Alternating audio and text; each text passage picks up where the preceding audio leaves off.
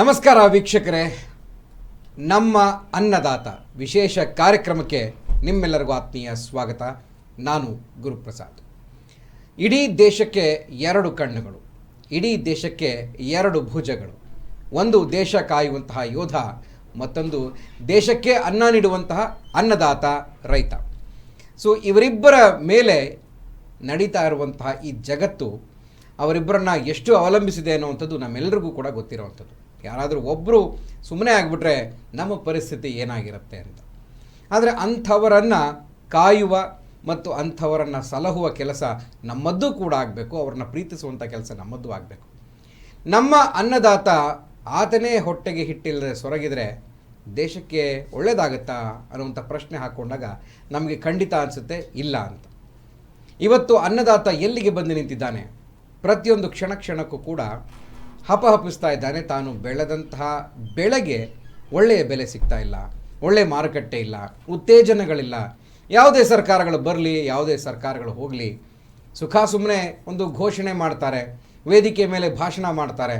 ಆದರೆ ರೈತರನ್ನು 5 ವರ್ಷಗಳು ಕೂಡ ಮರೆತು ಬಿಡ್ತಾರೆ. ಒಂದು ವೋಟ್ ಬ್ಯಾಂಕನ್ನಾಗಿ ಮಾತ್ರ ಅವರನ್ನು ಬಳಸ್ಕೊಳ್ತಾರೆ ಅಂತ. ಇವತ್ತು ನಾವು ತುಮಕೂರಿಗೆ ಮತ್ತೊಂದು ಹೆಸರಿದೆ, ಕಲ್ಪತರು ಜಿಲ್ಲೆ ಅಂತ. ಸೊ ಆ ಕಲ್ಪತರು ಅನ್ನುವಂಥದ್ದು ತೆಂಗಿನ ಬೆಳೆಯಿಂದ ಬಂದಿರುವಂತಹ ಹೆಸರು. ಸೊ ಈ ಕಲ್ಪತರು ಕೇಳಿದ್ದನ್ನು ಕೊಡುವಂತಹದ್ದು, ನಾರಿಕೇಳ, ಕಲ್ಪವೃಕ್ಷ ಅಂತೆಲ್ಲ ಹೇಳ್ತೀವಿ. ಈ ಒಂದು ತೆಂಗು ಬೆಳೆ ತುಮಕೂರು ಜಿಲ್ಲೆಯಲ್ಲಿ ಹಾಗೂ ಹಾಸನ ಜಿಲ್ಲೆಯಲ್ಲಿ, ಈ ಅವಳಿ ಜಿಲ್ಲೆಗಳಲ್ಲಿ ಸಾಕಷ್ಟು ಸಂಖ್ಯೆಯಲ್ಲಿ ರೈತರು, ಬೆಳೆಗಾರರು ಅದನ್ನು ಬೆಳೀತಾರೆ. ಒಂದು ಪ್ರಮುಖ ವಾಣಿಜ್ಯ ಬೆಳೆ ಕೂಡ. ಈ ಬೆಳೆಗೆ ತೆಂಗು, ನಂತರ ಎಳನೀರು, ನಂತರ ತೆಂಗಿನಕಾಯಿ ಪ್ರತಿನಿತ್ಯ ಬಳಸುವಂತಹ ಈ ಪದಾರ್ಥ, ಜೊತೆಗೆ ಅದರಿಂದ ಬೇರೆ ಬೇರೆ ಉಪ ಉತ್ಪನ್ನಗಳನ್ನು ಮಾಡುವಂಥದ್ದು, ಇದೆಲ್ಲದಕ್ಕೂ ಕೂಡ ರೈತನನ್ನು ನಾವೆಲ್ಲ ಅವಲಂಬಿಸಿದ್ದೀವಿ. ಆದರೆ ಅಂತಹ ಚಿನ್ನದ ಬೆಳೆ ಬೆಳೆಯುವಂತಹ ರೈತನಿಗೆ ಆತನ ಬದುಕು ಚಿನ್ನವಾಗಿದೆಯಾ ಅಂತ ಕೇಳಿದ್ರೆ ಪ್ರಶ್ನೆಗೆ ಖಂಡಿತವಾಗಿಯೂ ಅರ್ಧ ಉತ್ತರ ಮಾತ್ರ ಸಿಗುತ್ತೆ. ಯಾವುದೇ ಸರ್ಕಾರಗಳು ರೈತನ ಬಗ್ಗೆ ಇಷ್ಟೊಂದು ಕಾಳಜಿಯನ್ನು ವಹಿಸಿದೆಯಾ ಅಂತಂದರೆ ಖಂಡಿತ ಅದಕ್ಕೆ ಶೂನ್ಯ ಅಂತಲೇ ಹೇಳ್ಬೋದು. ಇವತ್ತಿಗೂ ಕೂಡ ಕೊಬ್ಬರಿಗೆ ಬೆಂಬಲ ಬೆಲೆ ಕೊಡಿ ಅಂತ ರೈತ ಅಲ್ಲಿ ಇಲ್ಲಿ ಬೀದಿಯಲ್ಲಿ ನಿಂತು ಪ್ರತಿಭಟನೆ ಮಾಡಬೇಕಾದಂತಹ ಅನಿವಾರ್ಯತೆಯ ಪರಿಸ್ಥಿತಿ ರಾಜ್ಯದ ರೈತನಿಗಿದೆ. ಹಾಗಿದ್ಮೇಲೆ ರೈತನಿಗೆ ಇರುವಂತಹ ಬೇರೆ ಆಪ್ಷನ್ ಏನು? ತೆಂಗು ಬೆಳೆಯನ್ನು ಹೇಗೆ ನಾವು ಇಂಟರ್ನ್ಯಾಷನಲ್ ಮಾರ್ಕೆಟ್ವರೆಗೂ ಕೂಡ ತೆಗೆದುಕೊಂಡು ಹೋಗಬಹುದು? ಈ ದಾರಿ ಕೂಡ ಇದೆ ಅಂತಂದರೆ ನಿಮಗೆ ಆಶ್ಚರ್ಯ ಆಗಬಹುದು. ಬೇರೆ ಬೇರೆ ರಾಜ್ಯಗಳಲ್ಲಿ, ಬೇರೆ ಬೇರೆ ದೇಶಗಳಲ್ಲಿ ತೆಂಗನ್ನು ಯಾವ ರೀತಿ, ಯಾವ ಸ್ಥಿತಿಯಲ್ಲಿ ಇಟ್ಟಿದ್ದಾರೆ ಅನ್ನುವಂಥದ್ದನ್ನು ನೋಡಿದರೆ, ಕೇಳಿದರೆ ಖಂಡಿತವಾಗಿಯೂ ಆಶ್ಚರ್ಯ ಆಗುತ್ತೆ. ಆದರೆ ನಮ್ಮ ಕರ್ನಾಟಕದಲ್ಲಿ ಯಾಕಪ್ಪ ಆ ರೀತಿ ಇಲ್ಲ ಅಂತ. ಇವತ್ತು ಅದೆಲ್ಲದಕ್ಕೂ ಕೂಡ ಒಂದು ಸೊಲ್ಯೂಷನನ್ನು, ಒಂದು ಉಪಾಯವನ್ನು, ಒಂದು ಸೌಲಭ್ಯ ಹೇಗಿದೆ ಅನ್ನೋದನ್ನು ತಿಳಿದುಕೊಳ್ಳೋಣ. ಇದು ಈ ಹೊತ್ತಿನ ವಿಶೇಷ, ನಮ್ಮ ಅನ್ನದಾತ.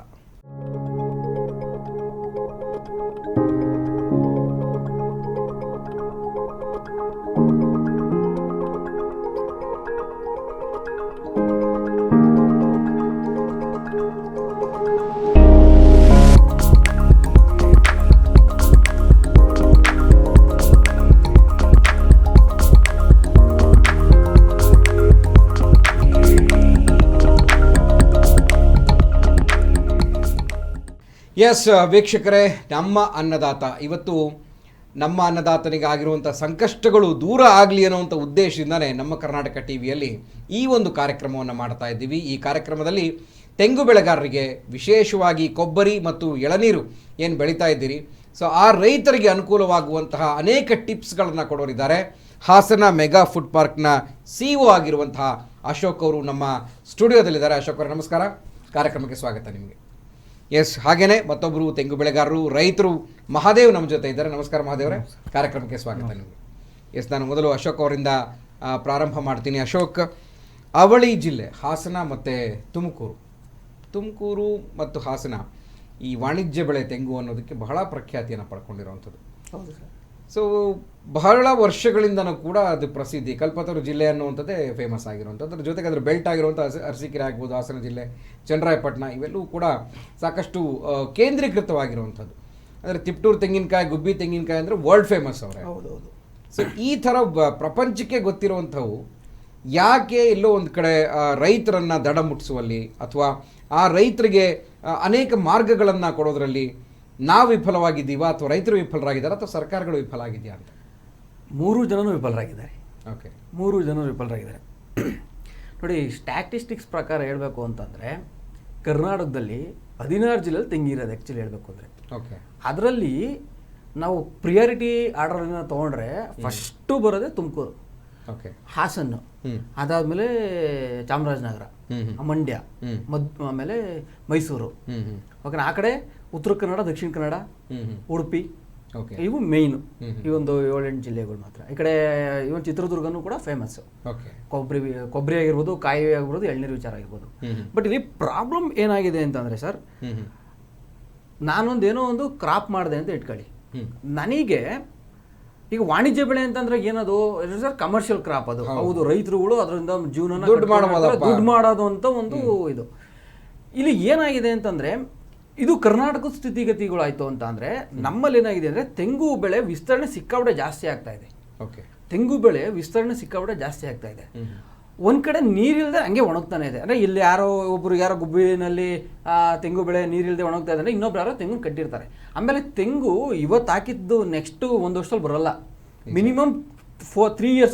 ನೀವು ಯಾವುದೋ DJ ಫಾರ್ಮ್ಸ್ ಆ ಥರದ್ದು ಎಳ್ನೀರಿಗೋಸ್ಕರ ನೀವು ಹಾಕಿದ್ರೆ 3 ವರ್ಷ ಬೇಕು. ಅಟ್ಲೀಸ್ಟ್ ಮಿನಿಮಮ್ ತಿಪ್ಟೋಟಾಲೆ ಬೆಳಿತೀನಿ ಅಂತ ಅಂದ್ರೆ ನನಗೆ 5 ರಿಂದ 6 ವರ್ಷ ಬೇಕೇ ಬೇಕು.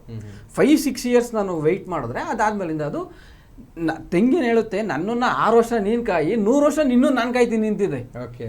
ಈ ಥರ ಇರೋಂಥದ್ದು. ತೆಂಗು ಬೆಳೆದ್ರೆ ಯಾವತ್ತು ನಾನು ತೆಂಗನ್ನ ಹೆಚ್ಚು ಕಮ್ಮಿ ನಾನು ಹುಟ್ಟಿದಾಗಿಂದನೂ ತೆಂಗು ನೋಡ್ಕೊಂಡು ಬೆಳೆದಿದ್ದೇನೆ.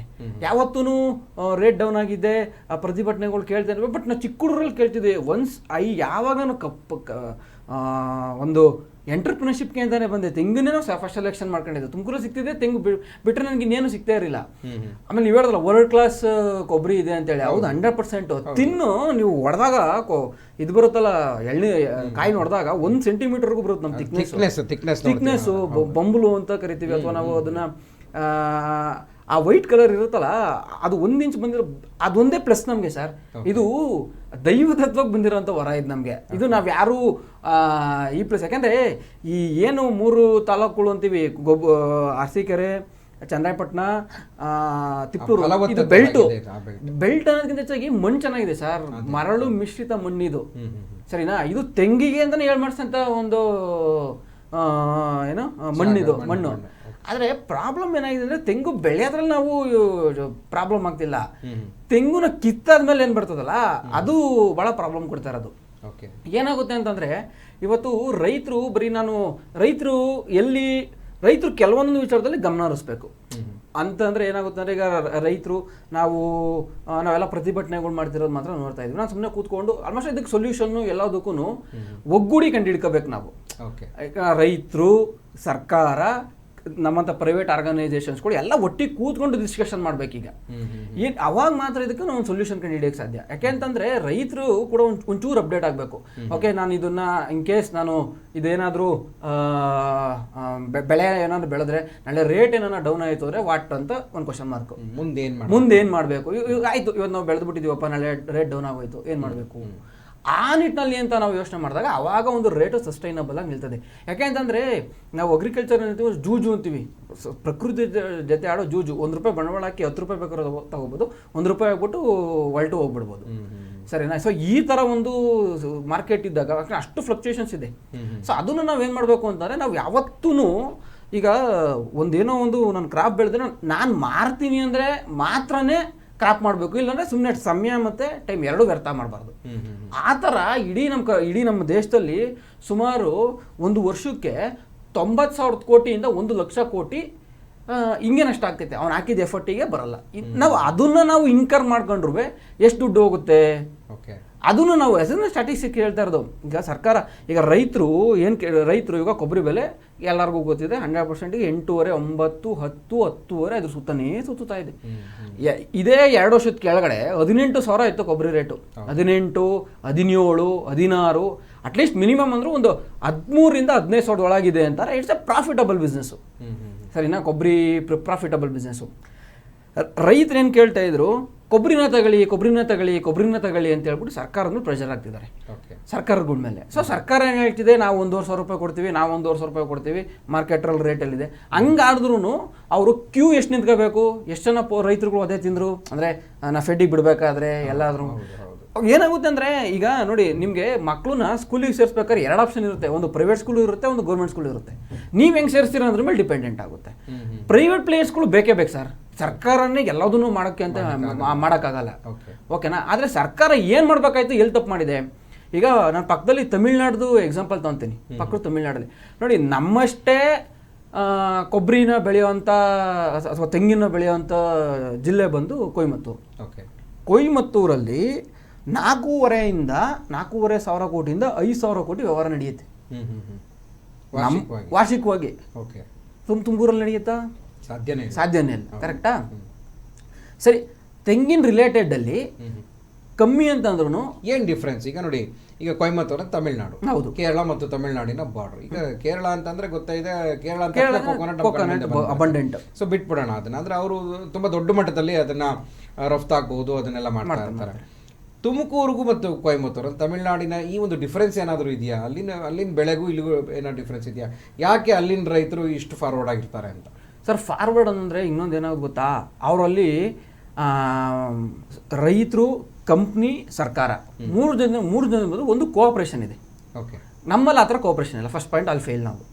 ನಾವು ಒಪ್ಕೊಳ್ಳೇಬೇಕು, ತಪ್ಪು ನಮ್ಮ ಕಡೆಯಿಂದ ಇದಾಗಿದ್ರೆ ನಾವು ಒಪ್ಕೋಬೇಕು, ತಪ್ಪು ಇದೆ, ಹೌದು. ಆಮೇಲೆ ಸ್ಟ್ಯಾಟಿಸ್ಟಿಕಲಿ ಪ್ರಕಾರ ತಗೊಂಡ್ರೆ 4,500 5,000 ಕೋಟಿ ಟೋಟಲ್ ವ್ಯವಹಾರ ನಡೆಯುತ್ತೆ ತೆಂಗಿನಕಾಯ್ದು. ತೆಂಗಿನಕಾಯ್ದು ಆ ಕಡೆ ಪೊಲ್ಲಾಚಿಯಿಂದ ಹಿಡಿದು ಈ ಕಡೆ ಈ ರೋಡಿಂದ ಹಿಡಿದು ಎಲ್ಲ ಕಡೆ ತೆಂಗಿನಕಾಯಿ ಬರುತ್ತೆ ಅಲ್ಲಿಗೆ. ಆದರೆ ಅತಿ ಹೆಚ್ಚು ತೆಂಗು ಪ್ರೊಡಕ್ಷನ್ ಆಗೋದು ಅಥವಾ ಕೊಬ್ಬರಿ ಪ್ರೊಡಕ್ಷನ್ ಆಗೋದು ಯಾವುದೇ ಅಂತ ಬಂದ್ರೂ ಕೊಯಮತ್ತೂರು ಫಸ್ಟು, ಅದಾದ್ಮೇಲೆ ತುಮಕೂರು ಬರ್ತದೆ. ಅಲ್ಲಿ ನನಗೆ ತಿಳಿದಂಗೆ 2 ಲಕ್ಷ ಸ್ಕ್ವೇರ್ ಇದರಲ್ಲೇನೋ ಬರುತ್ತೆ. ಅದರಲ್ಲಿ ಒಂದು 50, ಇಲ್ಲಿ 1,41,000 ಚದರ ಕಿಲೋಮೀಟರ್ಲೇನೋ ಬೆಳೆದಿದೆ. ಹೌದಾ, ಇದು ಸೆಕೆಂಡ್ ಬಂದ್ಬಿಡುತ್ತೆ. ಆಮೇಲೆ ಕೊಬ್ಬರಿ ಮೇಲೆ ಡಿಪೆಂಡೆಂಟ್ ಆಗಿರೋ ಮೆಷಿನರಿ ಎಷ್ಟಿದೆ ಗೊತ್ತಾ? ಅಲ್ಲಿ 800 ಕೋಟಿ ರೂಪಾಯಿ ಮೆಷಿನರೀಸ್ ಇದೆ. ಸರಿನಾ? ಅದು ಬಿಸ್ನೆಸ್ ಬಿಸ್ನೆಸ್ಸು 1,500 ಫರ್ಮ್ಸು ಅಲ್ಲಿ ಎಸ್ಟಾಬ್ಲಿಷ್ ಆಗಿದ್ದಾವೆ. 1,500 ಉದ್ಯಮಗಳು ಅಲ್ಲಿದ್ದಾವೆ. ಅಂದರೆ ತೆಂಗು ಅಂತ ನಾವು ನೋಡಿದ್ರೆ ಅದರಲ್ಲಿ ಬರುತ್ತಲ್ಲ, ಇದು ನಾರು, ಸಿಪ್ಪೆ, ಗರಟ ಎಲ್ಲ ರಿಲೇಟೆಡ್ ಅಲ್ಲಿದೆ, ಒಂದೇ ಪ್ಲೇಸ್. ನಮ್ಮ ತುಮಕೂರಿನಲ್ಲೂ ಈ ಥರದ ಒಂದು ತೆಂಗಿನ ಪಾರ್ಕ್ ಮಾಡ್ತೀವಿ, ತೆಂಗು ಪಾರ್ಕ್ ಮಾಡ್ತೀವಿ, ಕೋಕೋ ಪಾರ್ಕ್ ಅನ್ನ ಮಾಡ್ತೀವಿ ಅಂತ ಸುಮಾರು ವರ್ಷಗಳಿಂದ ಕೇಳ್ತಾನೆ ಬರ್ತಿದ್ವಿ. ಪ್ರತಿ ಬಜೆಟ್ನಲ್ಲೂ ಕೂಡ ಈ ತುಮಕೂರು ಜಿಲ್ಲೆಗೆ ಆದ್ಯತೆ ಅಂತ ಕೇಳಿದಾಗ ತೆಂಗು ಪಾರ್ಕ್ ಬಗ್ಗೆನೇ ಹೇಳ್ತಾರೆ. ಸೊ ಇದುವರೆಗೂ ಕೂಡ ಅದನ್ನ ಎಸ್ಟಾಬ್ಲಿಷ್ ಮಾಡ್ಲಿಕ್ಕೂ ಸಾಧ್ಯ ಆಗಿಲ್ಲ ನಮ್ಮ ಸರ್ಕಾರಗಳ ಕೈಲಿ ಅಂತ. ಸರ್, ಇಲ್ಲೇ ಒಂದು 20 ಎಕರೆನೋ 30 ಎಕರೆನೋ ಎಲ್ಲೋ ತಗೊಂಡು ಅದಕ್ಕೋಸ್ಕರ ಅಂತ ಯೂನಿವರ್ಸಿಟಿನಲ್ಲಿ ಅದು ರಿಸರ್ವ್ ಆಗಿ ಇಟ್ಟಿದ್ದಾರೆ ಅಂತ ಕೇಳ್ಪಟ್ಟಿದ್ದೀನಿ. ಬಟ್ ಎಲ್ಲಿ ಅಂತ ನನಗೂ ಗೊತ್ತಿಲ್ಲ. ಅಲ್ಲಿ ಹೆಚ್ಚು ಕಮ್ಮಿ ಒಂದು 3,500 ಕುಟುಂಬಗಳು ಬರೀ ತೆಂಗಿನ ರಿಲೇಟೆಡ್ ರೈತರುಗಳನ್ನ ಬಿಟ್ಟು ನಾವು ಬರೀ ಏನೋ ಒಂದು ಹಾಲ್ ಮಾಡ್ತೀನಿ, ಏನೋ ಒಂದು ಇದನ್ನ ಮಾಡ್ತೀನಿ, ಆ ನಿಟ್ಟಿನಲ್ಲಿ ಅಲ್ಲಿ 3,000 ಕುಟುಂಬಗಳು ಎಂಪ್ಲಾಯ್ಮೆಂಟ್ ತಗೊಂಡಿದ್ದಾರೆ ಅಲ್ಲಿ. ಅರ್ಥ ಮಾಡ್ಕೊಳ್ಳಿ, 5,000 ಕೋಟಿ ವ್ಯವಹಾರ, 800 ಕೋಟಿ 700ರಿಂದ 800 ಕೋಟಿ ಮೆಷಿನರೀಸು, 1,500 ಫರ್ಮ್ಸ್ ರಿಜಿಸ್ಟ್ರೇಷನ್ ಇದಾವೆ ತೆಂಗು ರಿಲೇಟೆಡ್. ಆಮೇಲಿಂದ ದೊಡ್ಡ ಬಿಸ್ನೆಸ್ ಸಿಕ್ಕಾಪಟ್ಟೆ ಬಿಸ್ನೆಸ್ ಸರ್. ಕೊಯಮತ್ತೂರು ಬರೀ ಅದೊಂದು ಕಷ್ಟ ಇಲ್ಲ. ನೀವು ಅಗ್ರಿಕಲ್ಚರ್ ರಿಲೇಟೆಡ್ ಯಾವುದೇ ಮೆಷಿನರಿ ಇರ್ಬೋದು ಅಥವಾ ಇದು ಆಟೋಮೊಬೈಲ್ ರಿಲೇಟೆಡ್ ಮೆಷಿನರೀಸ್ಗಳಾಗಿರ್ಬೋದು, ಅಲ್ಲಿ ಹಬ್ಬದು. ಸರಿನಾ? ಇಷ್ಟೆಲ್ಲ ಮೆಷಿನರೀಸ್ಗಳು ಇದಾವೆ. ನಮ್ಮಲ್ಲಿ ಆ ಥರ ಸೌಕರ್ಯ ಇದೆಯಾ? ಪ್ರಶ್ನೆ ಕ್ವಶನ್ ಮಾಡ್ಕೋಬೇಕು. ಆಮೇಲೆ ಇನ್ನೊಂದು ವಿಷಯ ಗೊತ್ತಾ, ಅಲ್ಲೇನ ಕೊಬ್ಬರಿ ರೇಟು ಅಥವಾ ಇದಾದ ಮತ್ತೆ ಅವ್ರು ಏನು ಮಾಡ್ತಾರೆ ಅಂತಂದ್ರೆ ಹೆಚ್ಚು ಕಮ್ಮಿ ಒಂದು 2 ಜನರೇಷನ್ ಇಂದ ತೆಂಗು ಬಿಸ್ನೆಸ್ ಮಾಡ್ಕೊಂಡ್ ಬಂದಿದ್ದಾರೆ ಅವರು. 2 ಜನರೇಷನ್ 3 ಜನರೇಷನ್. ಇಲ್ಲಿ ನಮ್ಮಲ್ಲಿ 2 ಜನರೇಷನ್ 3 ಜನರೇಷನ್ ಇಂದ ಕೊಬ್ಬರಿ ಬೆಳ್ಕೊಂಡ್ ಬಂದವ್ರೆ. ವ್ಯಾಲ್ಯೂ ಅಡಿಷನ್ ಬಗ್ಗೆ ಅವ್ರು ಥಿಂಕ್ ಮಾಡಿಲ್ಲ ಅವರು. ಎಕ್ಸಾಕ್ಟ್. ಆಮೇಲೆ ನಮ್ಗೆ ಇನ್ನೊಂದು ವಿಷಯ ಏನಾಗುತ್ತೆ ಅಂತಂದ್ರೆ, ಇವತ್ತು ನೀವು ಪ್ರಪಂಚದಾದ್ಯಂತ ನೀವು ತೆಂಗಿನಕಾಯಿ ಅಥವಾ ಇದ್ರ ಥರ ಏನೋ ತೊಗೊಂಡ್ವಿ ಅಂತಂದರೆ, ನಾವು ವೆನ್ ವಿ ಗೋ ಫಾರ್ ಎಕ್ಸ್ಪೋರ್ಟ್ಗೆ ಹೋಗಬೇಕು ಅಂತೇಳಿ ನಾವು ಓನ್ಲಿ ಫೋಕಸಿಂಗ್ ಆನ್ ಎಕ್ಸ್ಪೋರ್ಟ್ ಅಷ್ಟೇ. ಅಲ್ಲಿ ಎಕ್ಸ್ಪೋರ್ಟ್ ಓರಿಯೆಂಟೆಡ್ ಯೂನಿಟ್ 700ರಿಂದ 800 ಇದಾವೆ. ಅಂದರೆ 1,500 ಕೋಕೋನಟ್ ಇದೆ ಅಂತಂದರೆ ಅದರಲ್ಲಿ 1,000 ಜನ ಫರ್ಮು ರನ್ನಿಂಗಲ್ಲಿ ಇರ್ಬೋದು ಅಂತ ಇಟ್ಕೊಳ್ಳೋಣ. ಅದರಲ್ಲಿ 60 to 65% ಎಕ್ಸ್ಪೋರ್ಟ್ ಓರಿಯೆಂಟೆಡ್ ಯೂನಿಟ್ಸ್ಗಳಿದಾವೆ ಅಲ್ಲಿ. ಇನ್ನೊಂದು 35 ಯೂನಿಟ್ಸ್ಗಳು ಅದಕ್ಕೆ ರಿಲೇಟೆಡ್ ಆಗಿದ್ದಾವೆ. ಓಕೆ, ಮತ್ತಷ್ಟು ಮಾತಾಡ್ತೀನಿ ನಿಮ್ಮ ಜೊತೆ. ಕೇಳಿಸ್ಕೊಂಡ್ರಿ ವೀಕ್ಷಕರೇ ಮತ್ತು ಅನ್ನದಾತರೇ, ಯಾರ್ಯಾರು ಈ ಭಾಗದಲ್ಲಿ ತೆಂಗು ಬೆಳೆಯನ್ನು ಬೆಳೆದಿದ್ದೀರಿ, ನಿಜಕ್ಕೂ ನಾವು ಮುಂದಿನ ಆಪ್ಷನ್ ಏನಿದೆ ಅನ್ನೋದನ್ನು ಅರ್ಥ ಮಾಡ್ಕೊಳ್ಬೇಕು. ಬರೀ ಸರ್ಕಾರವೇ ನಮ್ಮನ್ನು ಕೇರ್ ಮಾಡಬೇಕು, ಸರ್ಕಾರವೇ ನಮ್ಮ ಬೆಳೆಯನ್ನು ಖರೀದಿ ಮಾಡಬೇಕು ಅನ್ನೋವಂಥದ್ದು ಖಂಡಿತ ಇಲ್ಲ. ನೋಡಿ, ಬೇರೆ ರಾಜ್ಯದ ರೈತರು, ನೀವು ದೃಶ್ಯಗಳಲ್ಲೂ ಕೂಡ ನಿಮಗೆ ತೋರಿಸ್ತಾ ಇದ್ವಿ ಯಾವ ರೀತಿ ತೆಂಗನ್ನು ಅಡ್ವಾನ್ಸ್ಡ್ ಲೆವೆಲಲ್ಲಿ ತೆಗೆದುಕೊಂಡು ಹೋಗ್ತಾ ಇದ್ದಾರೆ. ಬೇರೆ ಬೇರೆ ದೇಶಗಳಿಗೆ, ವಿದೇಶಗಳಿಗೆ ಮಾರುವಂತಹ, ಅಂದರೆ ರಫ್ತು ಮಾಡಿ ಅದರಿಂದ ಆದಾಯವನ್ನು ಪಡೆಯುವಂಥ ಕೆಲಸ ಮಾಡ್ತಾ ಇದ್ದಾರೆ. ನಮ್ಮ ಕೈಲಿ ಯಾಕೆ ಆಗ್ತಾ ಇಲ್ಲ ಅನ್ನುವಂಥ ಪ್ರಶ್ನೆ. ಸೊ ಈ ಪ್ರಶ್ನೆಗಳಿಗೆ ಬಹುಶಃ ನಿಮಗೆ ಈಗ ಆರಂಭದ ಉತ್ತರ ಅಷ್ಟೇ ಸಿಕ್ಕಿದೆ. ನೀವೇನು ಮಾಡಬೇಕು? ನಮ್ಮ ಕಲ್ಪತರು ಜಿಲ್ಲೆಯ, ಹಾಸನ ಜಿಲ್ಲೆಯ ತೆಂಗು ಬೆಳೆಗಾರರು ಏನು ಮಾಡಬಹುದು, ಏನು ಮಾಡಬೇಕಾಗತ್ತೆ? ಸೊ ಪ್ರೈವೇಟ್ ಕಂಪನಿಗಳ ರೀಚ್ ಆಗಬೇಕು ಅಂತಂದರೆ ನೀವು ಏನು ಮಾಡಬೇಕು? ಸೊ ಯಾವ ರೀತಿಯಾದಂತಹ ಬೆಳೆ ಮತ್ತು ನಿಮ್ಮ ಕಾಂಟ್ಯಾಕ್ಟ್ಸ್ಗಳಲ್ಲಿ ಹೇಗಿರಬೇಕು? ಸೊ ಇದೆಲ್ಲದರ ಬಗ್ಗೆ ನಾವು ಮಾಹಿತಿಯನ್ನು ಪಡ್ಕೊಳ್ಳೋಣ.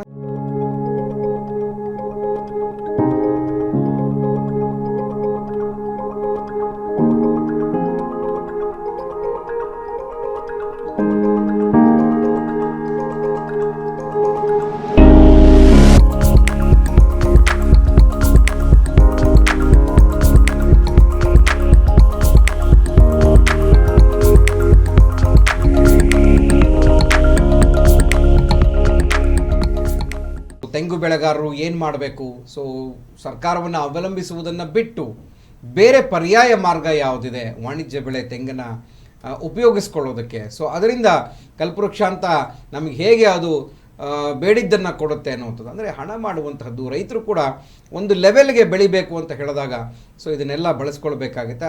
ಆಯಾಮಗಳಿಗೆ ರೈತರು ಕೂಡ ಹೊಂದ್ಕೊಳ್ಬೇಕಾಗತ್ತೆ ಅಂತ ನಾನು ರೈತರಾದಂತಹ ಮಹದೇವ್ ಅವ್ರನ್ನ ಮಾತಾಡಿಸ್ತೀನಿ. ಮಹದೇವ್ ಅವರು, ನೀವು ಹಾಸನ ಜಿಲ್ಲೆಯವರು. ಹೌದು. ಓಕೆ. ತಾವು ಕೂಡ ಸಾಕಷ್ಟು ತೆಂಗು ಬೆಳೆ, ಪ್ರಮುಖವಾಗಿ ಎಳ್ನೀರು ಬೆಳೆಯುವಂತ. ಹೌದು, ಎಳ್ನೀರು ಹೇಗಿದೆ? ಕಡಿಮೆ ಇದೆ, ಅಕ್ಕಪಕ್ಕ ಜಾಸ್ತಿ ಬೆಳೀತಾರೆ. ಓಕೆ. ನಮ್ದಿಂದ ಇಲ್ಲ. ಓಕೆ. ಈಗ ಹೇಗಿದೆ ಹಾಸನದಲ್ಲಿ? ಅಂದ್ರೆ ನೀವು ತೋಟದಲ್ಲಿ ಎಳ್ನೀರನ್ನ ನೀವು ಬೇರೆಯವರಿಗೆ ಗುತ್ತಿಗೆಗೆ ಅಂತ ಕೊಟ್ಬಿಡ್ತೀರಿ, ಒಂದು ಮರಕ್ಕೆ ಇಷ್ಟು ಅಂತ ಹೇಳಿ. ಹೆಂಗೆ ಅದು ಪ್ರೊಸೆಸ್ ಎಲ್ಲ ಹೆಂಗೆ ನಡೀತೆ? ಎಷ್ಟೆಷ್ಟು ತೆಗೆದುಕೊಳ್ತಾರೆ? ಈಗ ಒಂದು ಮರಕ್ಕೆ ಅವ್ರು ಹತ್ತಿ ಇಳಿಸೋದಕ್ಕೆ 4 ರೂಪಾಯಿ, ಒಂದು ಎಳ್ನೀರು ಲೆಕ್ಕ ದುಡ್ಡು ತಗೋತಾರೆ. 3 ರೂಪಾಯಿ ಒಂದು ಎಳ್ನೀರು ಇಳಿದು ಗಾಡಿಗೆ ತುಂಬಿಕೊಡೋದಕ್ಕೆ 3 ರೂಪಾಯಿ ಅವ್ರು ಚಾರ್ಜ್ ಮಾಡ್ತಾರೆ. ನಮ್ಮ ಹತ್ರ ತಗೊಳ್ಳೋದು ಒಂದು 16, 17 ಅಷ್ಟಕ್ಕೆ ತಗೊಳ್ತಾರೆ. ಓಕೆ. ಇನ್ನು ಅಷ್ಟು ಬಿಟ್ರೆ ಇನ್ನು ನಮ್ಗೆ ಇನ್ನೇನು ಯಾವ್ದು ಇಲ್ಲ. ನಿಮ್ ಕೈಗೆ ಅಷ್ಟೇ ಸಿಗೋದು. 15-16 ರೂಪಾಯಿ ನಮ್ಮ ಕೈಗೆ ಸಿಗುತ್ತೆ. ಮಾರ್ಕೆಟಲ್ಲಿ ಎಳ್ನೀರು ಎಷ್ಟಕ್ಕೆ ಹೋಗುತ್ತೆ ಅಂತ ಗೊತ್ತಿದೆಯಾ? ನೋಡಿದ್ರೆ ಮಾರ್ಕೆಟ್ ಏನಾದ್ರು ಹೊರಗಡೆ? ಮಾರ್ಕೆಟ್ ಸಿಟಿಗೆ ಬಂದು ಏನಾದ್ರು ನೋಡಿದ್ರೆ ಒಂದು ಎಳ್ನೀರು ಎಷ್ಟಕ್ಕೆ ರೇಟ್? 40-45. ತುಮಕೂರಿನಲ್ಲೂ 45 ರೂಪಾಯಿ ತನಕ ಇದೆ ಒಂದೊಂದು ಕಡೆ. ಸೊ ಒಂದೊಂದು ಅಂದ್ರೆ ಟೇಸ್ಟ್ ಮೇಲೆ ಡಿಪೆಂಡ್ ಆಗುತ್ತೆ, ಸೈಜ್ ಮೇಲೆ ಡಿಪೆಂಡ್ ಆಗುತ್ತೆ ಅಲ್ವೇ? ಅವ್ರು ಕೇಳ್ತಾರೆ ಬೊಂಬು ಇರೋದು ಬೇಕಾ ಅಂತ ಕೇಳ್ತಾರೆ, ನೀರು ಇರೋದು ಬೇಕಾ ಅಂತ ಕೇಳ್ತೀರಿ. ಅಂದ್ರೆ ಇದೆಲ್ಲವೂ ಕೂಡ ಒಂದು ವೆರೈಟೀಸು ಅದಕ್ಕೆ ಸಿಗುವಂಥದ್ದು. ಇನ್ನು ರಾಜಧಾನಿಗಳಿಗೆ ಹೋದ್ರೆ ಮಹದೇವ್ ಅವರೇ, 50-60 ರೂಪಾಯಿವರೆಗೂ ಕೂಡ ಎಳ್ನೀರು ಬಿಕರಿ ಆಗ್ತಾ ಇದೆ. ಇವತ್ತಿಗೆ ಮಾಲ್ನಲ್ಲೂ ಕೂಡ ಎಳ್ನೀರು ಸಿಗ್ತಾ ಇದೆ. ತುಂಬ ಪ್ರಿಸರ್ವೇಟಿವ್ ಹಾಕೇನಲ್ಲ, ಫ್ರೆಶ್ ಎಳ್ನೀರು ಸಿಗುವಂತಹ ಎಲ್ಲ ರೀತಿಯಾದಂಥ ಒಂದು ದಿನ ಬಂದಿದೆ ನಮಗೆ ಇವಾಗ. ಇವು ವಿದೇಶಗಳಿಗೆ ಹೋದರೆ 150 ರೂಪಾಯಿಂದ 200 ರೂಪಾಯಿವರೆಗೂ ಕೂಡ ಒಂದು ಎಳ್ನೀರನ್ನು ಸೇಲ್ ಮಾಡ್ತಾರೆ. ಅಂದರೆ ಇಲ್ಲಿಂದಲೇ ತೆಗೆದುಕೊಂಡ್ರೆ ನೋಡಿ ರಫ್ತು ಹೇಗೆ ಉದ್ಯಮ ಬೆಳೀತಾ ಬೆಳೀತಾ ಬೆಳೀತಾ ಲಾಭ ಹೇಗಾಗ್ತಾ ಇದೆ ಅಂತ. ಅಂದ್ರೆ ರೈತರಿಗೆ ಇಲ್ಲೇನು ಸಿಗ್ತಾ ಇಲ್ಲ. ನೀವು 15 ರೂಪಾಯಿಗೆ ಕೊನೆಯಲ್ಲಿ ಕುಡಿಯುವಂಥವ್ರು 150 ರೂಪಾಯಿ ಕೊಟ್ಟು ಕುಡಿತಾರೆ. ಸೊ ಇಲ್ಲಿ ಮಧ್ಯವರ್ತಿಗಳು ಅಥವಾ ಇನ್ನೇನು ರಫ್ತು ಏನು ಮಾಡ್ಕೊಳ್ತಾರೆ, ಸೊ ಅವ್ರಿಗೆ ಎಷ್ಟು ಲಾಭ ಆಗುತ್ತೆ ಗಮನಿಸಿದಿರಾ? ಸೊ ಇದೇ ಲಾಭವನ್ನ ರೈತರು ಯಾಕೆ ಪಡ್ಕೊಳ್ಬಾರ್ದು ಅನ್ನೋಂಥದ್ದು ನಮ್ಮ ಪ್ರಶ್ನೆ. ಸೊ ಏನು ಮಾಡಬೇಕು ಹಾಗಿದ್ರೆ? ಸರ್ಕಾರ ಏನು ಮಾಡಬೇಕು ಅಂತ ಹೇಳ್ತಾರೆ ನೀವು? ಸರ್ಕಾರ ಇದ್ರ ಬಗ್ಗೆ ರೈತರಿಗೆ ಗೊತ್ತಿರಲ್ಲ ಯಾವುದು ಯಾವ ಥರ ಮಾಡಬೇಕು. ಇದು ಇಷ್ಟಿಷ್ಟು ಬೆಲೆ ಸಿಗ್ತೈತೆ, ಇದಕ್ಕೆ ಈ ಥರ ನಿಗದಿಪಡಿಸಿ ಈ ಥರ ಮಾಡಬೇಕು. ಯಾವ್ಯಾವ ಥರ ರಫ್ತು ಈಗ ಹೊರಗಡೆ ಇಷ್ಟು ರೇಟ್ ಐತೆ ಅಂತ ಹೇಳಿದ್ರಿ, ಆ ರೇಟಿಗೆ ಯಾವ ಥರ ರೈತರಿಗೆ ತಲುಪಿಸ್ಬೇಕು ಅಂತ ಹೇಳಿ ಸರ್ಕಾರನೂ ಒಂದು ಸ್ವಲ್ಪ ಎಚ್ಚೆತ್ಕೊಂಡು ರೈತರಿಗೆ ಈ ಥರ ಇಷ್ಟು ಸಿಕ್ಕಬೇಕು, ಅವ್ರಿಗೇನು ಗೀಡ್ತಾ ಇಲ್ಲ, ಸುಮ್ಮನೆ ಅವರು 3 ಕಾಸು ಕೊಟ್ಕೊಂಡು ಅವ್ರದ್ದೇನು ರೈತರದ್ದೇನು ಕಷ್ಟಪಟ್ಟು ಬೆಳೀತಾ ಇರ್ತಾರೆ, ಕೈಗೆ ಸಿಗ್ತಾ ಎಳ್ನೀರು. ಈಗ ಅರ್ಜೆಂಟಿಗೆ ಬಂತಾ, ಅದು ಗಂಜಿ ಆಗೈತೋ, ಅದು ಇನ್ನು ಬಲ್ತೈತೋ, ಎಳ್ನೀರು ತುಂಬ ಆಯಿತೋ ಏನನ್ನೋದಿಲ್ಲ. ಅರ್ಜೆಂಟ್ ಅವ್ರಿಗೆ ಅವಶ್ಯಕತೆ ಇರ್ತದೆ. ರೈತರು ಅಂದರೆ ಗೊತ್ತಲ್ಲ, ಈ ಬೆಳೆ ಅನ್ನೋದು ಎಲ್ಲಾದ್ರಲ್ಲೂ ನಷ್ಟ. ಈಗ ಮಳೆಗಾಲ ಸರಿ ಇಲ್ಲ, ಅದಕ್ಕೋಸ್ಕರ ಜೀವನ ಮಾಡೋದು ಇವತ್ತು ಪ್ರತಿಯೊಂದು ಕಷ್ಟ ಆಗ್ಬಿಟ್ಟೈತೆ. ರೈತರು ಅಂದರೆ ಯಾವುದೊಂದಕ್ಕೂ ರೈತರು ಅಂತ ಹೆಸರು ಅಷ್ಟೇ. ರೈತರು ಅಂತ ಹೆಸರಿದ್ರು ಯಾವುದು ಒಬ್ಬ ಕೆಲಸಗಾರ ಯಾವ ಥರ ಬದುಕಿದ್ರೆ ಅದೇ ಥರ ಬದುಕಬೇಕು ಇವತ್ತು ಜೀವನದಲ್ಲಿ.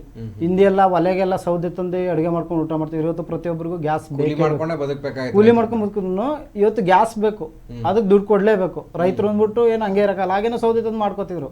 ಇವಾಗ ಗ್ಯಾಸ್ಗೆ ದುಡ್ಡು ಕೊಡಲೇಬೇಕು. ಆಮೇಲೆ ರೈತರು ಮೊಬೈಲು ಪ್ರತಿಯೊಬ್ಬರು ತೊಳಿ ಮೊಬೈಲ್ ಬೇಕು, 2 ವೀಲರ್ ಬೇಕು, ಮನೇಲಿ ಟಿವಿ ಪ್ರತಿಯೊಂದಕ್ಕೂ ಅವಕ್ಕೆಲ್ಲ ಕರೆನ್ಸಿ ಹಾಕ್ಸ್ತಾನೆ ಇರಬೇಕು. ದುಡ್ಡು ಇಲ್ಲಿ ಬಿಡ್ಲಿ ಅದಕ್ಕೆ ಹಾಕ್ಸ್ಲೇಬೇಕು. ಇವತ್ತು ಪರಿಸ್ಥಿತಿ ಭಾರಿ ತುಂಬ ಕಷ್ಟ ಆಗಿರೋದ್ರಿಂದ ರೈತರು ನಮಗೆ ಎಷ್ಟೋ ಸಿಕ್ಕಿದ್ರೆ ಸಾಕು ಅನ್ನೋ ಮಟ್ಟಕ್ಕೂ ಒಂದು ರೀತಿಲಿ ಆಗ್ಬಿಟ್ಟೈತೆ. ಅವ್ರು ಸಿಕ್ಕದಷ್ಟೇ ಕೊಟ್ಬಿಡ್ಬೇಕು. ಇವತ್ತಿನ ಪರಿಸ್ಥಿತಿ ನಿಭಾಯಿಸ್ಬೇಕು. ಈಗ ಎಲ್ಲ ಮಾಡ್ತಾರೆ ಅಂದ್ಬಿಟ್ಟು ಸ್ಕೂಲಿಗೆಲ್ಲ ಮಕ್ಕಳೆಲ್ಲ ಸೇರಿಸ್ಕೊಬಿಡೋದು. ಆ ಪ್ರೈವೇಟ್ ಸ್ಕೂಲಿಗೆ ಎಲ್ಲ ನೋಡಿ ಒಬ್ಬರು ಮಾಡೋದು. ಈಗ ಅವನು ಸೇರ್ಸೋದು ಅಣ್ಣನೋ ತಮ್ಮನೋ ಕೆಲಸದಲ್ಲಿ ಇರ್ತಾನೆ, ಇವ್ರಿಗೆ ಕೆಲಸ ಇರಲ್ಲ.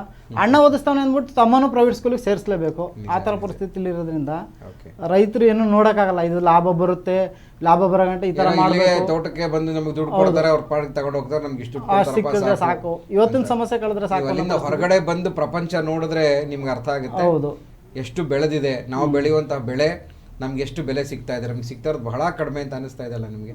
ಬರೀ 1% ಅಷ್ಟೇ ಸಿಗ್ತಾ ಇದೆ. ನೀವು ಬೆಳೆದು ಅಷ್ಟು ಕಷ್ಟಪಟ್ಟು 5-6 ವರ್ಷ ಗಿಡ ನೋಡಿಕೊಂಡು ಮರ ಮಾಡಿ ಅದರಿಂದ ಎಳ್ನೀರು ತೆಗೆದು ನೀವೆಲ್ಲ ಅದನ್ನು ಕಾಪಾಡ್ಕೊಂಡು ನೀಟಾಗಿ ಯಾವುದೇ ರೋಗ ಬರದಿರಂಗೆ ಕಾಪಾಡಿಕೊಂಡು ಸೊ ಅದನ್ನು ಮಾರ್ಕೆಟಿಗೆ ತೆಗೆದುಕೊಂಡು ಹೋಗೋರು ಲಾಭ ಪಡ್ಕೊಂತಿದ್ದಾರೆ, ರೈತರಿಲ್ಲ ಅನ್ನೋಂಥದ್ದು. ಬಹಳ ರೈತರ ಬದುಕು ಹೇಗಿದೆ ಅನ್ನುವಂಥದ್ದು.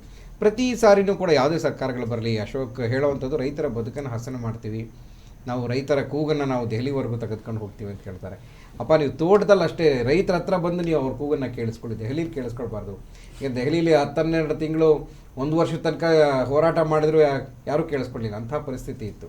ಅಂದರೆ ಇದು ಒಂಥರ ನಿರಂತರವಾಗಿರುತ್ತೆ. ಹೌದು, ರೈತ ಮತ್ತು ಸರ್ಕಾರ ಇವುಗಳ ಜಟಾಪಟಿ ನಿರಂತರವಾಗಿರುತ್ತೆ. ಯಾಕೆಂದರೆ ಎಲ್ಲಿವರೆಗೂ ಕೂಡ ಆ ಒಂದು ಸೊಲ್ಯೂಷನ್ ಸಿಗಲ್ಲ ಅಲ್ಲಿವರೆಗೂ ಈ ಪ್ರಾಬ್ಲಮ್ ಇದ್ದಿದ್ದೇನೆ. ಸರ್ ಈಗ ನಾವು ರೈತರ ಹತ್ರ ಈ ವರ್ಷ ಹೋಗಿ ನೀವು ಕೊಬ್ಬರಿ ತಗೋಬಿಡಿ ಅಂತ ಕೇಳ್ಬಿಟ್ರು, ಈ ಸತಿ ತಗೊಂತಾರೆ, ಮುಂದಿನ ಸತಿ ತಗೊಂತಾರ, ಈ ಸತಿ ತಗೊಂಡ್ಬಿಡ್ತಾರೆ, ನಫೆಡಿಂದ ಪರ್ಚೇಸ್ ಆಗ್ಬಿಡುತ್ತೆ. ನೆಕ್ಸ್ಟ್ ಸತಿ ಅದ್ರ ನೆಕ್ಸ್ಟ್ ಸತಿ ಕೊಬ್ಬರಿ ತೆಂಗಿನಕಾಯಿ ಬಂದೇ ಬರುತ್ತಾನೆ ಅಲ್ವಾ. ಅದಕ್ಕೆ ನಾವು ಹೇಳಿದ್ದು, ನಾನು ತೆಂಗಿನಕಾಯಿ ಸ್ಟಡಿ ಈಗಲಿಂದ ಮಾಡ್ತಿಲ್ಲ ಸರ್. ನಂದು ತೆಂಗಿನಕಾಯಿಗೆ ಬಂದು 8 ವರ್ಷ, ಇದು 8ನೇ ವರ್ಷ. ನಾನು 8 ವರ್ಷದಲ್ಲಿ 2 ವರ್ಷ ಮಧ್ಯದಲ್ಲಿ 2 ವರ್ಷ ಕೊರೋನಾ ಆಗಿದೆ ಅನ್ನೋದೊಂದನ್ನು ಬಿಟ್ಟರೆ ನಾನು ಹೆಚ್ಚು ಕಮ್ಮಿ ನನ್ನ ಒಂದು ತಿಂಗಳಲ್ಲಿ 1 ವಾರದಿಂದ 8 ದಿನ ಅಂದರೆ 7ರಿಂದ 8 ದಿನ ಬರೀ ತೆಂಗಿನಕಾಯಿಗೋಸ್ಕರನೇ ಮುಡುಪಾಗಿರ್ತೀನಿ. ಇವತ್ತೇನು ಮಾರ್ಕೆಟ್ ನಡೀತಾ ಇದೆ, ಇವತ್ತು ಯಾವ ಥರ ಟೆಕ್ನಾಲಜಿ ಅಂದರೆ ಪ್ಯಾಕೇಜಿಂಗ್ ಯಾವ ಥರ ನಡೀತಾ ಇದೆ, ಇಂಟರ್ನ್ಯಾಷನಲ್ ಮಾರ್ಕೆಟಲ್ಲಿ ಯಾವ ಥರ ನಡೀತಾ ಇದೆ, ಅದ್ರ ಬಗ್ಗೆನೇ ಯೋಚನೆ ಮಾಡ್ತಿರ್ತೀನಿ ನಾನು. ಸರಿನಾ? ಅಂದರೆ 2 ವರ್ಷ ಏನಾಗಿದೆ ಅಂದರೆ ನಮ್ಮಲ್ಲಿ ಈಗ ನಡೀತಾರ ಸಿಚುವೇಶನ್ ಹೇಳ್ತೀನಿ ಕೇಳಿ. ಇಲ್ಲಿಂದ ಕೊಬ್ಬರಿ ಹೋಗ್ಬಿಟ್ಟು ಇವತ್ತಿದೆ, ನಾನು ರಾಜಸ್ಥಾನ್ ಮಾರ್ಕೆಟಲ್ಲಿ ಹೋಗಿ ನಾನು ಕೊಬ್ಬರಿನ ನಾನು ಎಂಡ್ ಯೂಸರಾಗಿ ನಾನು ತೊಗೊಂಡೆ ಅಂತ ಅಂದರೆ 17ರಿಂದ 18 ಸಾವಿರ ಇದೆ ಇವತ್ತು ಕೊಬ್ಬರಿ ರೇಟು. 170-180 ರೂಪಾಯಿ ಮಾರ್ತಾ ಇದ್ದಾರೆ ಅಲ್ಲಿ ಅಟ್ ಪ್ರೆಸೆಂಟು. ರೈತರಿಗೆ ಸಿಗ್ತಾ ಇರೋದು ಎಷ್ಟು ಇಲ್ಲಿ? 10,000 ರೂಪಾಯಿ ಸಿಗ್ತಿದ್ಯಾ? ಎಷ್ಟು ವೇರಿಯೇಷನ್ ಆಯಿತು? ಏನಕ್ಕೆ ಅಂತ ಅಂದರೆ ರೈತರ ತಗೊಂಡು APMCನಲ್ಲಿ ಅಥವಾ ಯಾರೋ ಒಬ್ರು ಪರ್ಚೇಸ್ ಮಾಡಿ ಅಲ್ಲಿಂದ ಒಂದು ಕೈ ಒಟ್ಟಿನಲ್ಲಿ ರೈತರಿಂದ ಎಂಡ್ ಯೂಸರ್ ಹೋಗೋದ್ರೊಳಗಡೆ ಅಷ್ಟೊತ್ತಿಗೆ 4-5 ಕೈ ಬದಲಾವಣೆ ಆಗ್ತೈತೆ. ಆ 5 ಕೈ ಬದಲಾವಣೆ ಕಟ್ ಮಾಡಬೇಕು ಫಸ್ಟು. ಸೊ ಅವಾಗ ಏನಾಗುತ್ತೆ ಅಂತಂದರೆ ಅದನ್ನು ಯಾರನ್ನೋ ಒಬ್ಬರು ನಿಭಾಯಿಸಬೇಕಾಗುತ್ತೆ. ಸರಿನಾ? ಇವ್ರು ರೈತರುಗಳು ಮನೆ ಹೇಳಿದ್ರಲ್ಲ ಕೊಬ್ಬರಿ, ನಾನು ಎಷ್ಟೋ ಸತಿ ಪೇಪರಲ್ಲಿ ನೋಡ್ತಿರ್ತೀನಿ, ನೀವು ಸರ್ಕಾರ ತೊಗೊಂಡ್ಬಿಟ್ಟು ಇದು ಮಾಡಬೇಕು ಅಂತೇಳಿ. ರೈತರುಗಳಾಗಿರ್ತಕ್ಕಂಥದ್ದು ಎಲ್ಲಿ ಗಮನ ಹರಿಸ್ಬೇಕು ಅಂತಂದರೆ, ಸರ್ಕಾರನ ನೀವು ಹೋಗಿ ತಗೊಳ್ಳಿ ಅಂತ ಹೇಳೋಕ್ಕಿಂತ ಇಂಡಸ್ಟ್ರಿ ಮಾಡೋದಕ್ಕೆ ಏನಾದರೂ ಒಂದು ಸ್ವಲ್ಪ ಕಮ್ಮಿ ಬರದಲ್ಲಿ ದುಡ್ಡು ಕೊಡಿ. ಇಂಡಸ್ಟ್ರಿ ವ್ಯಾಲ್ಯೂಡೇಷನ್ಸ್ ಹೌದು ಇವತ್ತು ಕಮ್ಮಿ ಆಗ್ಬಿಟ್ಟಿದೆ. ನನಗೆ ನಾನು ಏನಾರ ಬೇರೆ ಅದನ್ನು ಉಪ ಉತ್ಪನ್ನ ನಾನು ಕನ್ವರ್ಟ್ ಮಾಡಲೇಬೇಕು. ನಾನು ಅದನ್ನ ಹಂಗೆ ಮಾಡಿದ್ರೆ ರೈತರು ಉಳ್ಕೊಳಕ್ಕೆ ಸಾಧ್ಯ. ಈಗ ನಾನು ಒಬ್ಬ ರೈತರಾಗಿ ಏನು ಮಾಡಬೇಕು, ಉದ್ಯಮಿ ಥರ ಥಿಂಕ್ ಮಾಡಲೇಬೇಕು ಸರ್. ರೈತರು ಯಾವತ್ತು ಉದ್ಯಮಿಗಳ ಥರ ಥಿಂಕ್ ಮಾಡಲ್ಲ. ನಾವು ಮಾತಾಡ್ತಿದ್ರೆ ಬೇರೆ ದೊಡ್ಡವ್ರು ಯಾರು ಫೋರ್ತ್ ಲಿಸ್ಟಲ್ಲಿ ಬರ್ತಾರಲ್ಲ ಬರೀ ಅವ್ರ ಬಗ್ಗೆನೇ ಮಾತಾಡ್ತಿರ್ತೀವಿ. ಅವ್ರು ಹಿಂಗಾದ್ರು ಅದನ್ನ ಬಿಟ್ಟು ನಾನೇನು ಮಾಡಬೇಕು, ಫಸ್ಟ್ ನಾನು ಎಜುಕೇಟ್ ಆಗಬೇಕು. ಓಕೆನಾ?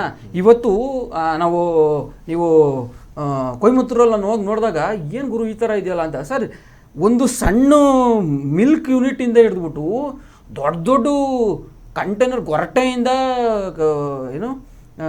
ಕಾರ್ಬನ್ ತೆಗಿಯುವಂಥದ್ದುರ್ಗು ಆಕ್ಟಿವೇಟೆಡ್ ಕಾರ್ಬನ್ನು ಅಲ್ಲಿವರೆಗೂ ಇಂಡಸ್ಟ್ರೀಸ್ ಇದೆ ಸರ್. ಅಲ್ಲಿ ಒಂದು ಮಸ್ತು ನೋಡ್ಬಿಟ್ರೆ ಭಾಳ ಖುಷಿಯಾಗಿ ಹೋಗುತ್ತೆ ಅಲ್ಲಿ.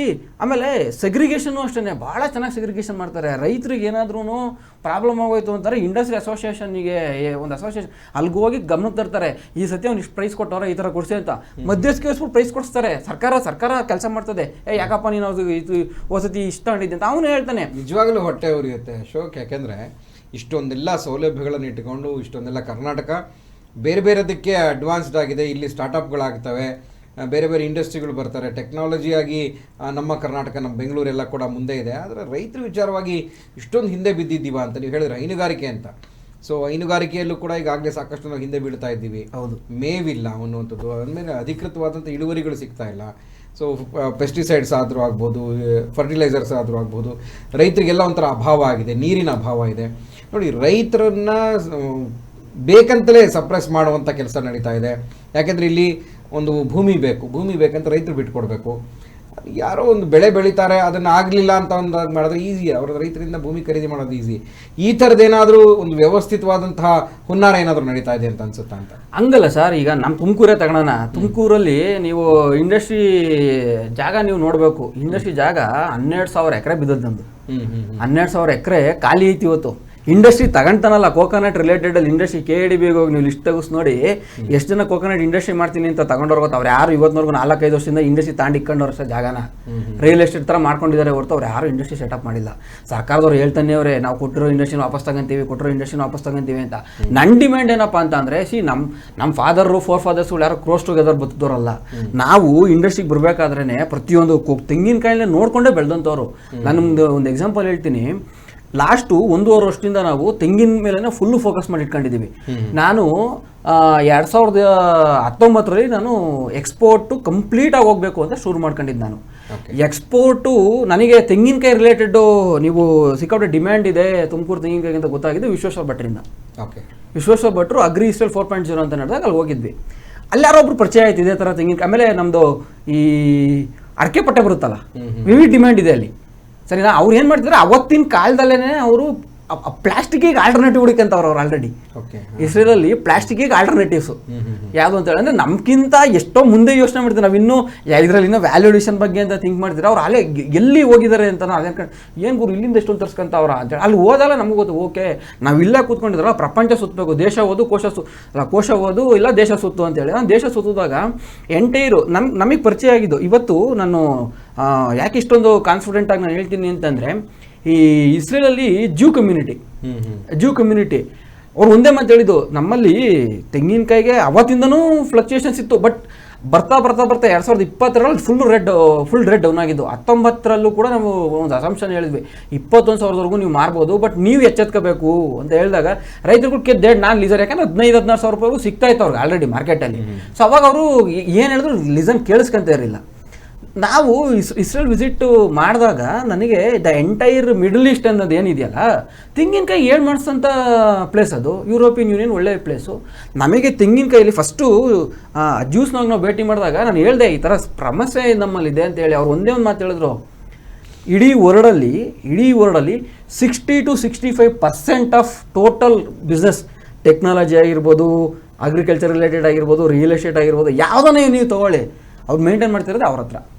60 to 65% ಇಡೀ ವರ್ಲ್ಡು. ಅಂಥದ್ರಲ್ಲಿ ನಿಮ್ದೊಂದು ತೆಂಗಿನಕಾಯಿ ರಿಲೇಟೆಡ್ ನಾನು ಹೇಳಿದಿಷ್ಟ ಸರ್, ನಮ್ದು ಇರೋದು ತೆಂಗಿನಕಾಯಿ ಬಲ್ಕು ಇಷ್ಟೇ ಇದೆ, ಇನ್ನು ನಿಮ್ಮನ್ನ ನಾವು ಕಾಪಾಡ್ಕೊಳಕ್ಕಾಗಲ್ವಾ, ನಿಮಗೆ ನಾವು ಹೆಲ್ಪ್ ಮಾಡೋಕ್ಕಾಗಲ್ವಾ ಅಂತ ಒಂದು ಮಾತು ಅಂದ್ಬಿಟ್ರು. ಸೈಲೆಂಟಾಗಿ ಗೆದ್ದೊಟ್ಟು ಬಂದ್ಬಿಟ್ಟೆ. ತುಮಕೂರು ಕರ್ನಾಟಕದಿಂದ 1880ನೇ ಇಸ್ವಿಯಿಂದನೂ ಮಿಡಲ್ ಈಸ್ಟ್ಗೆ ಕೋಕೋನಟ್ ಹೋಗಿರೋದು ನಮ್ಮಿಂದಾನೆ. ತುಮಕೂರು ಅಂದರೆ ತುಮಕೂರು, ಹಾಸನ, ಚಾಮರಾಜನಗರ, ಇಲ್ಲಿಂದನೇ ಈ ಬೆಲ್ಟಿಂದನೇ ಹೋಗಿರೋದು. ಆ ರೆಕಾರ್ಡು 1880 ಅಂದರೆ ನೀವು ಅರ್ಥ ಮಾಡ್ಕೊಂಡ್ರೆ ರಿಸೀವಿಂಗ್ ಪ್ರಾಡಕ್ಟು ನೋಡಿ ಫಾರಿನ್ ಕಂಟ್ರೀಸ್ಗೆ ಹೋಗ್ತಾ ಇದೆ ಅಂತಂದರೆ, ಸೊ ಇಲ್ಲಿನ ಫಲವತ್ತತೆ ಅಂದರೆ ಅದರ ಕ್ವಾಲಿಟಿ ಚೆನ್ನಾಗಿದೆ ಅನ್ನುವಂಥದ್ದು. ಯಾಕೆ ನಾವು ಅದನ್ನು ಕಂಟಿನ್ಯೂಟಿ ಯಾಕೆ ಮಾಡ್ಕೊಳಕ್ಕಾಗ್ತಲ್ಲ, ಯಾಕೆ ಕಟ್ಟಾಗ್ತಿದೆ ಅಲ್ಲಲ್ಲಿ ಅಂತ ಸರ್? ಅದು ಕಟ್ಟಾಗ್ತಿರೋದೇನು ಅಂತಂದರೆ ಆಫ್ಟರ್ 1918 ಅದಕ್ಕೆ ಕೆಲವೊಂದು ಹಿಸ್ಟ್ರಿಯಿಂದಲೂ ನಾವು ಚೆಕ್ ಮಾಡ್ಕೊಬರ್ಬೇಕಾಗುತ್ತೆ. ನಮಗೆ ಹಿಸ್ಟ್ರಿ ಸಿಕ್ಕಿರೋದು 120ರಿಂದ 130, ಈಗಾಗಲೇ ಹೆಚ್ಚು ಕಮ್ಮಿ 1880 ಅಂತ ಇಟ್ಕೊಳ್ಳಿ. ಅಂದರೆ ಹೆಚ್ಚು ಕಮ್ಮಿ 140 ವರ್ಷ. 140 ವರ್ಷದಿಂದನೂ ಆ ಸೈಡಲ್ಲೆಲ್ಲ ಯೂಸ್ ಮಾಡ್ತಾ ಇರೋದು ನಮ್ಮ ಕರ್ನಾಟಕದ್ದೇ ತೆಂಗಿನಕಾಯಿ. ಅವತ್ತಿಂದ ನೀವು ಇಮ್ಯಾಜಿನ್ ಮಾಡ್ಕೊಳ್ಳಿ, 140 ವರ್ಷದಿಂದ ಅವ್ರು ಯೂಸ್ ಮಾಡ್ತಾವ್ರೆ ಅಂತಾರೆ. ಪ್ರಾಡಕ್ಟ್ ಎಷ್ಟು ಗಟ್ಟಿ ಇರಬೇಕು ನಮ್ಮದು, ಓಕೆನಾ? ಅದಾದಮೇಲೆ ಏನಾಯಿತು, ಸ್ವಲ್ಪ ನಾವೇನು ಮಾಡ್ತೀವಿ, ನಾವು ನಿಮ್ಮ ಜೊತೆ ಬಿಸ್ನೆಸ್ ಟೈಅಪ್ ಮಾಡಬೇಕು ಅಂತ ಅಂದಾಗ ಫಸ್ಟು ನೋಡಪ್ಪ, ಈಗ ನಮ್ಗೆ ಇಷ್ಟ, ಬಿಕಾಸ್ ಇಂಡಿಯಾಗೂ ಇಸ್ರೇಲ್ಗೂ ರಿಲೇಷನ್ಶಿಪ್ ಚೆನ್ನಾಗಿದೆ, ದರ್ ಇಸ್ ನೋ ಡೌಟ್. ನಿಂದೊಂದು ತೆಂಗಿನಕಾಯಿ ಪ್ರಾಬ್ಲಮ್ನ ಸಾಲ್ವ್ ಮಾಡೋಕ್ಕಾಗಲ್ವಾ ಅಂತ ಒಂದು ಕ್ವಶನ್ ಬಂತು. ನಾನು ಏನು ಮಾತಾಡೋಕ್ಕಲ್ಲ, ಸುಮ್ಮನೆ ಎದ್ದು ಬಂದ್ಬಿಟ್ಟೆ. ನನಗೆ ಉತ್ತರ ಸಿಕ್ಕೋಯ್ತಲ್ಲಿ. ಉತ್ತರ ಸಿಕ್ಕೋದಾಗ್ಲೂ ಅವರು ಒಂದು ಹೇಳಿದ್ರು, ನೀನು ಬರ್ತಿದ್ಯಾ ಒಪ್ಕೊಂತೀವಿ, ನೀನು ಹೆಂಗೆ ಕಲ್ತಿದ್ಯಾ ಅದನ್ನ ನೀವು ಗೊತ್ತಾಗಬೇಕಲ್ವ, ನಿಮಗೆ ಮಾರ್ಕೆಟ್ ಒಗ್ಗಿಸ್ಬೇಕು, ಹೆಂಗೆ ನಾವು ನಿಮಗೆ ಇದು ಮಾಡಬೇಕು, ಅದಕ್ಕೆ ಫಸ್ಟ್ ನೀನು ರೆಡಿ ಆಗಬೇಕು. ಎಕ್ಸ್ಪೋರ್ಟಲ್ಲಿ ನಿನಗೆ ಕಾಂಪಿಟೇಷನ್ ಯಾರು, ಇಲ್ಲಿ ನೀನು ಬರಬೇಕು. ನಿಮ್ಮ ತೆಂಗಿನಕಾಯಿ ಎಷ್ಟಿದೆ, ಯಾವ ಥರ ಇದೆ, ಏನು ಎತ್ತ ಅನ್ನೋದನ್ನ ನೀವು ನೋಡಬೇಕು ಅಂತಂದರೆ ಫಸ್ಟು ಇಲ್ಲಿನ ಮಾರ್ಕೆಟ್ ಸ್ಟಡಿ ಮಾಡು. ಮಾರ್ಕೆಟು ಸ್ಟಡಿ ಮಾಡು. ನಿನಗೆ ಈಗ ಇಸ್ರೇಲ್ಗೆ ಅಥವಾ ಮಿಡ್ಲ್ ಈಸ್ಟ್ಗೆ ಬರೀ ಇಂಡಿಯಾದಿಂದ ಒಂದರಿಂದ ತೆಂಗಿನಕಾಯಿ ಬರಲ್ಲ, ಇದರಿಂದನೂ ಅದು ಇಂಡೋನೇಷ್ಯಾದಿಂದ ಬರುತ್ತೆ, ಆ ಕಡೆ ಥೈಲ್ಯಾಂಡಿಂದ ಬರುತ್ತೆ, ತೈವಾನಿಂದ ಬರ್ತದೆ. ಅವ್ರಿಗೂ ನಿಮಗೂ ಏನು ಡಿಫ್ರೆನ್ಸ್ ಇದೆ, ಅವ್ರ ಥರ ಬರ್ತಿದ್ಯಾ? ಫಸ್ಟ್ ಮಾರ್ಕೆಟ್ನ ಸ್ಟಡಿ ಮಾಡು. ಆ ಮಾರ್ಕೆಟ್ನ ಸ್ಟಡಿ ಮಾಡಿ ನೀನು ತರೋ ಆಗು. ಸೊ ನಮ್ಮ ರೈತರು ಕೂಡ ಸೈಂಟಿಫಿಕ್ ಆಗಿ ಸಿದ್ಧರಾಗಬೇಕು ಅನ್ನೋಂಥದ್ದು ಹೌದು ಈ ಮಾತು. ಓಕೆ, ಮತ್ತಷ್ಟು ಮಾತನಾಡ್ತೀನಿ. ಏನು ಮಾಡಬೇಕು ರೈತರು ಅಂತ? ಹೌದು. ಅಂದರೆ ಈಗ ಕಾರ್ಪೊರೇಟ್ ಕಂಪನಿ ಲೆವೆಲ್ಗೆ ಹೋಗಬೇಕು ಅಂದರೆ, ಅವ್ರನ್ನ ರೀಚ್ ಆಗಬೇಕು ಅಂತಂದರೆ ನಮ್ಮ ಪ್ರಾಡಕ್ಟ್ಸ್ಗಳನ್ನು ಹೇಗೆ ನಾವು ಚಾನಲೈಸ್ ಮಾಡಬೇಕು ಅನ್ನೋದಂತಾರೆ ಏನು ಮಾಡಬೇಕು, ಯಾರನ್ನ ಕಾಂಟ್ಯಾಕ್ಟ್ ಮಾಡಬೇಕು, ಆ ಬಗ್ಗೆ ನಿಮ್ಮ ಜೊತೆ ಮಾತನಾಡ್ತೀನಿ. ವೀಕ್ಷಕರೇ, ನಿಜ ರೈತ ಕೂಲಿ ಕಾರ್ಮಿಕಂತರ ಅಲ್ಲದೆ ರೈತೋದ್ಯಮಿಯಾಗಿ ಬೆಳಿಬೇಕು ಅಂತಂದರೆ ಒಂದಷ್ಟು ಬದಲಾವಣೆಗಳನ್ನು ಮಾಡಿಕೊಳ್ಬೇಕಾಗುತ್ತೆ. ಯಾಕೆಂದರೆ ಜಗತ್ತು ಇವತ್ತು ವೈಜ್ಞಾನಿಕವಾಗಿ ಬಹಳ ಮುಂದೆ ಸಾಗ್ತಾ ಇದೆ. ಸೊ ಹಾಗಾಗಿ ಯಾವುದೇ ಪ್ರಾಬ್ಲಮ್ಸ್ಗೂ ಸೊಲ್ಯೂಷನ್ ಇಲ್ಲ ಅನ್ನೋವಂಥದ್ದಿಲ್ಲ. ಆ ಸೊಲ್ಯೂಷನನ್ನು ಹುಡುಕುವಂತಹ ದಾರಿ ನಮ್ಮದಾಗಬೇಕು. ಹಾಗಿದ್ಮೇಲೆ ನಮ್ಮ ಜಿಲ್ಲೆಯ ಹಾಸನ ಜಿಲ್ಲೆಯ ರೈತರು ಏನು ಮಾಡಬೇಕು, ತಾವು ಬೆಳೆದಂತಹ ಬೆಳೆಯನ್ನು ಯಾವ ರೀತಿಯಾಗಿ ಚಾನಲೈಸ್ ಮಾಡಬೇಕು, ಅದರಿಂದ ಆದಾಯವನ್ನು ಹೇಗೆ ಗಳಿಸಬೇಕು ತಿಳ್ಕೊಳ್ಳೋಣ.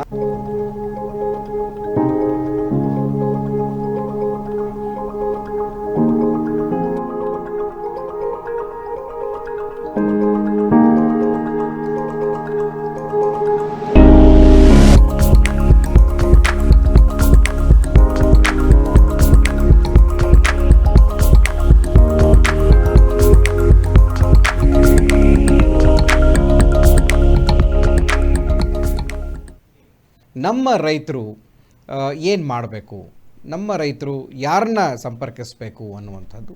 ಸೊ ಈ ನಿಟ್ಟಿನಲ್ಲಿ ಬಹಳ ಮುಖ್ಯವಾದಂಥ ಅಂಶ. ಸೊ ಹೇಗೆ ನಮ್ಮ ರೈತರು ರೈತೋದ್ಯಮಿಯಾಗಿ ಬದಲಾಗಬೇಕು ಅನ್ನುವಂಥ ಅಂಶ ಬಹಳ ಗಮನ ಇಟ್ಟು ನೀವು ಕೇಳಿಸ್ಕೊಳ್ಳಿ. ಜೊತೆಗೆ ಅಶೋಕ್ ಹಾಸನ ಮೆಗಾ ಫುಡ್ ಪಾರ್ಕ್ನ CEO ಸಾಕಷ್ಟು ವಿಚಾರಗಳನ್ನು ತಿಳಿಸ್ಕೊಡ್ತಾರೆ. ಅಶೋಕ್, ಈಗ ನಮ್ಮ ರೈತರು ಕೂಡ ರೈತೋದ್ಯಮಿಗಳಾಗಬೇಕು. ಹಳೆಯ ಕಾಲದ ಒಂದು ಮಾಡ್ಕೊಂಡು ಏನು ಬರ್ತಾ ಇದ್ದೀವಿ ನಾವು, ಸೊ ಅದು ಪರಿವರ್ತನೆ ಆಗಬೇಕು. ಆ ಪರಿವರ್ತನೆ ಹಾದಿಯಲ್ಲಿ ನಮ್ಮ ರೈತರು ಬದಲಾಗಬೇಕು ಅನ್ನುವಂಥದ್ದು. ಅವರು ಕೂಡ ಒಂದಷ್ಟು ಲಾಭದ ಮುಖವನ್ನು ನೋಡಬೇಕು, ಅವರ ಜೀವನ ಕೂಡ ಗುಣಮಟ್ಟ ಸುಧಾರಣೆ ಆಗಬೇಕು ಅನ್ನೋಂಥದ್ದು ಯಾವ ರೀತಿ ಹೇಳ್ತೀರಿ? ಏನು ಮಾಡಬೇಕು ರೈತರು? ಸರ್, ಈಗ ನಮ್ಮದೇ ಎಕ್ಸಾಂಪಲ್, ನಾವು ಕೋಕೋನಟ್ ತೊಗೊಂಡೋದಾಗ ನಾವು ಜಸ್ಟ್ ಕೋಕೋನಟ್ ಪರ್ಚೇಸ್ ಮಾಡಿ ಸೇಲ್ ಮಾಡ್ತಿದ್ವಿ. ₹1 ಮಾಡಿದ್ರೆ ₹1.5 ಮಾಡ್ತೀವಿ, ಇಷ್ಟು ಬಿಟ್ಟು ನಾವು ಸೇಲ್ ಮಾಡ್ತಿದ್ವಿ ಅಷ್ಟೇ. ನಮ್ಗೆ ಗೊತ್ತಿದ್ದು ಬೇರೆ ಇನ್ನೇನು ನಾವು ಮಾಡೋಕ್ಕೆ ಹೋಗ್ತಿರಲಿಲ್ಲ. ಓಕೆ.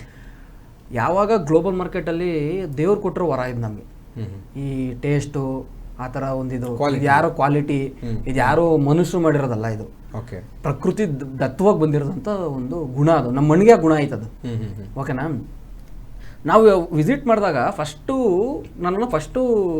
ಇದನ್ನು ಮಾಡಿದ್ರು, ನೀನು ಎಕ್ಸ್ಪೋರ್ಟರ್ ಆಗೋಕ್ಕೆ ಯೋಗ್ಯನ ಅಯೋಗ್ಯನ ಅಂತ ಫಸ್ಟು ನಾ ಕಮ್ಯುನಿಟಿ ಇದು ಮಾಡಿದಾಗ.